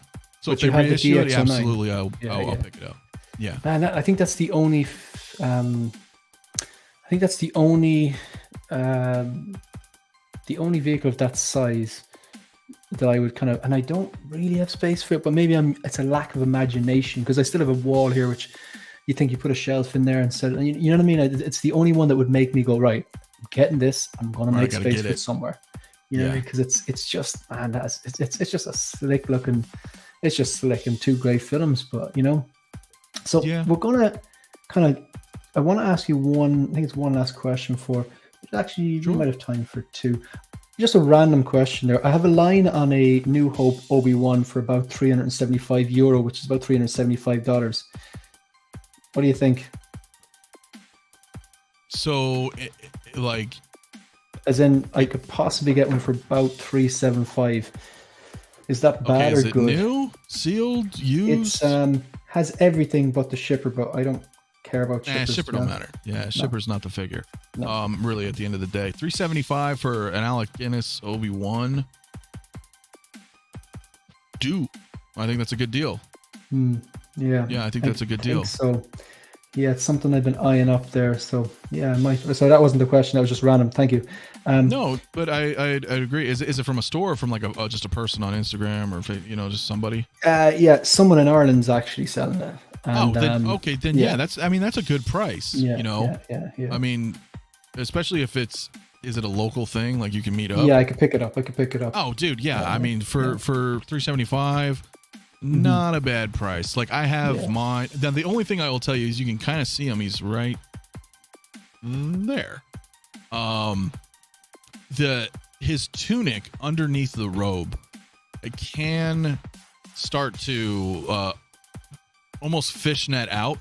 You know, it can kind of like thin, so you have to be a little careful, like a little it might get a little frayed, because it's just the older figure and the material that they use. Mine's okay. I have like one little kind of fray, but it actually looks more authentic in my eyes. You're like, well, it's kind of rugged, it's ragtag, you know, which makes sense with him and his character. These types of garbs, right? And even then, I have a robe over him. I can't see them they're coming again. No, and it's an amazing sculpt. So I want to ask you a question about this. So what's what's the number one figure that Hot Toys have made before? Right? They've made before, but you don't have, but you want, but you don't think they're going to reissue. I know that's a mouthful. So basically something they've made before, you don't have it, but you're like, yeah, they're not going to reissue that, but I want it. Well, that's a good point, because I actually just bought it. Tell us what it is. It's AC. The DX8? It's AC01. AC, that's accessory 01. So that must be a vehicle then. I think it's artist creation 01. Oh, sorry, okay. I think that's what it means. Artist creation 01. I'm pretty good at making the acronyms in my head, and I'm pretty sure that's what it is, because it is an artist rendition. It's Give me a hint. I'll just tell you what it is. It's fine. It's, if you Google it up, Hot Toys AC01, It's labeled AVP, Alien vs Predator. It's never been in a movie. It's an artist creation. Right. It is a Predator in samurai gear he was there in feudal Japan. Right. And it's an amazing piece, dude. It comes with a xenomorph head. It's got the extra mouth that comes out so like you can hold it. It's so, if you look it up, you'll see what I'm talking about. They were never going to redo it. They were never going to redo it. And I got a good deal on it. And I was like, I'm getting it because I'm not going to me, a lot of people don't even know that figure exists. And when you look at stuff like that, that's the type of stuff I love. That's the type of stuff I fell in love with for a while. Yeah, Fat Batman knows. I was like, yo, check it out, man. I'm gonna get it. He's like, no way. I was like, done, on the way. He's like, oh shit, like you did it. I was like, I had to, because those are the types of stuff that I miss. There's a lot of older figures that are just amazing pieces of work. Let's not forget. That's why sometimes I throw a little shade at Hot Toys where I'm like, oh, this is a DX. I'm like, this isn't a DX. You have two SKUs.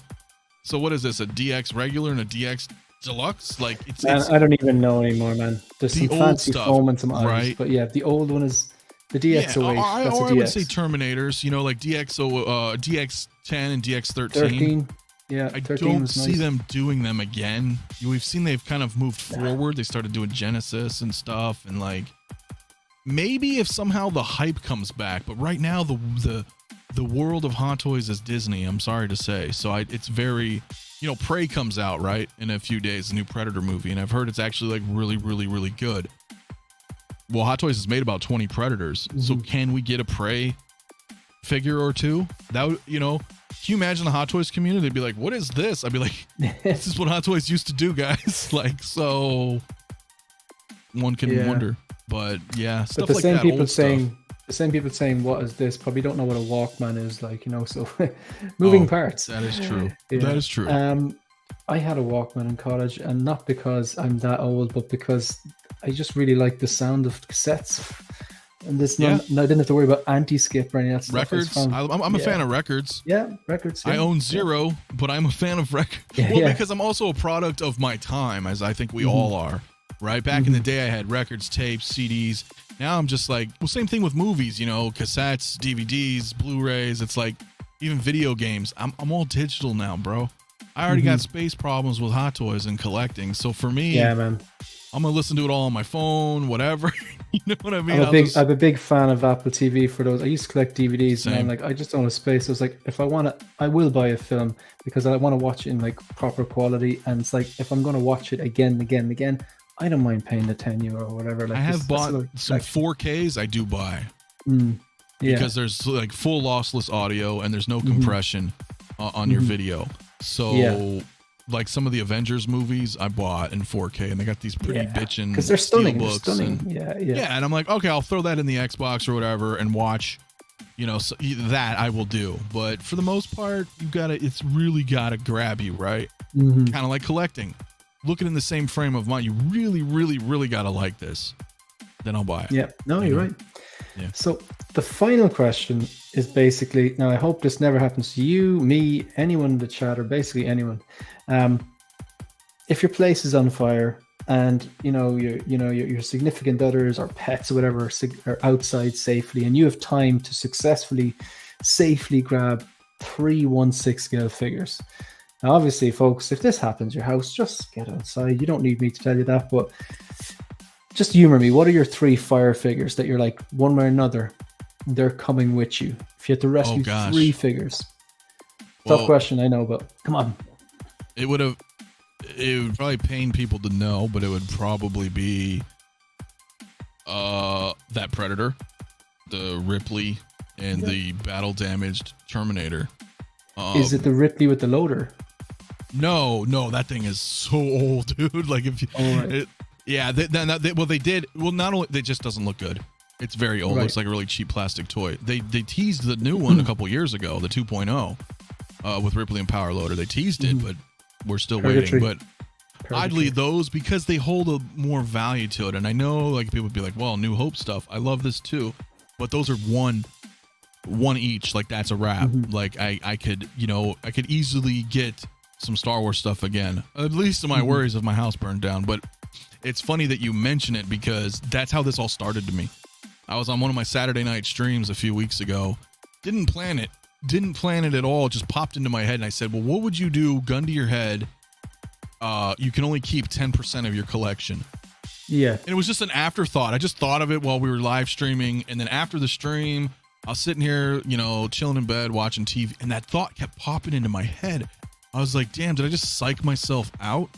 Right. Mm-hmm. So I really started considering that. I was like, what really, if 90% of my collection had to go, what remains? And that was invariably a new original trilogy, when I was looking at just my Star Wars. So it was like, it's funny you bring that up because it's true. Like, you have to look at what you have and be like, do I really, really, really want this? Yeah, that makes sense. Riley's throwing you some shade, man. Question for Anthony: is Star Wars your favorite IP of all time? Because your top three maybe thinks no. No, so, it's not my favorite of all time. Yeah. So what is your favorite of all time? That's a really tough question, right? Because it's nearly impossible to answer. Yeah, I love so much stuff. The sci-fi horror stuff, right? Aliens, Terminator. Like we mentioned, Event Horizon, awesome stuff. Star Wars, Star Trek, good stuff. The Expanse. I love sci-fi stuff. Stargate, Farscape, all that. But they don't have figures for those, really. So in a figure sense, yeah, the bulk is Star Wars. I love that. There's something about looking at your display and being like, yo, I've got all of, even if it's original trilogy, it's nice seeing that large representation. It doesn't have to be the entire Star Wars franchise. You know what I mean? Just OT alone is a large representation versus one or two, Batmans or something, or you know what I'm saying? So absolutely. Yeah, it's tough. Sure, they got I suppose from 1977 until the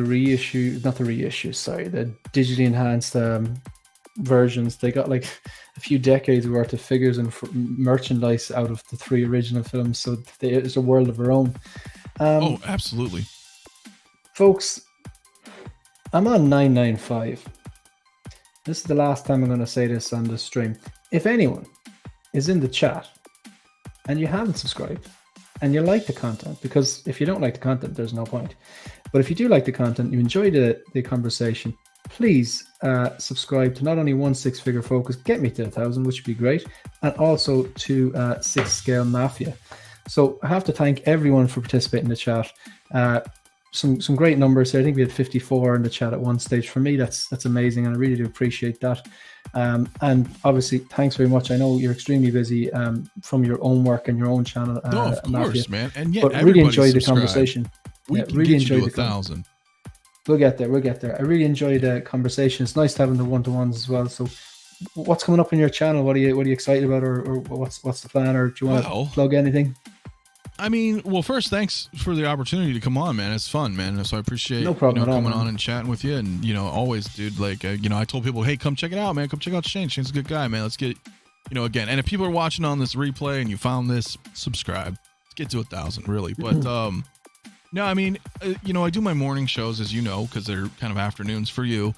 Great for me, yeah. And then my Saturday night main streams. And then, I teetered off doing reviews. And that's a topic for a whole nother, understand. It just doesn't serve its purpose for me anymore. You know what I'm saying? Unless I get something I may do my Samurai Predator, right? People are like, what is this? But the regular stuff. It's a particularly exciting thing, Yeah, so I kind of stopped doing the reviews. I was like, well, but the streams on Saturday night, we'll probably do some more spotlight stuff. Just stuff to come, man. I'm close to 2,000 myself, so that's kind of my goal here for the. How far away are you? Back end. I don't know. I'm in the 1800s. I'm gonna have to. So yeah, you're nearly there. So. Yeah, I'm less than 200 away. I know that. I'm 1803, so I just kind of peeled into the 1800s. But slow and steady, right? There's no rush. So I appreciate everybody I appreciate everybody's time. Right, so when they come in, it's like time is the only currency. Time is the only real currency, man. It's absolutely true. Even they're even reclaiming land from the sea, so. But time is Nah. Yeah. Man, I really appreciate it, man. I enjoyed the chat. It's nice because panels, I love being on panels because there's this banter and you've got different personalities, but it's nice doing one-to-ones as well because you get to know the person a bit better and kind of pick their brain and stuff. So yeah, folks, that's why I do like my spotlight hour. That was kind of the same thing. It's funny, Copper, I was just going to say that. Time is the fire in which we burn. That is from Star Trek Generations. Yeah. But I love that quote. And he knows that quote, otherwise he wouldn't have typed it. So fellow Trekkie there as well, and other good stuff. So but yeah, no, I mean, panels are great, but one-on-ones are awesome too. Absolutely, you know what I'm saying? We get to shoot the shit together, and it's just you get to know the person a bit more, like. Yeah. But folks, really appreciate you all being here. Obviously, thanks to Anthony. If you haven't done so already. I highly doubt that people here haven't subscribed yet, but if you haven't, you're basically doing it wrong. So subscribe to SIXSCALEMAFIA on YouTube and follow at SIXSCALEMAFIA on Instagram. Folks, we're out of here. Unless there's anything else you want to add, Anthony, you good? No, I mean, I think so, man. It's been a great time, man.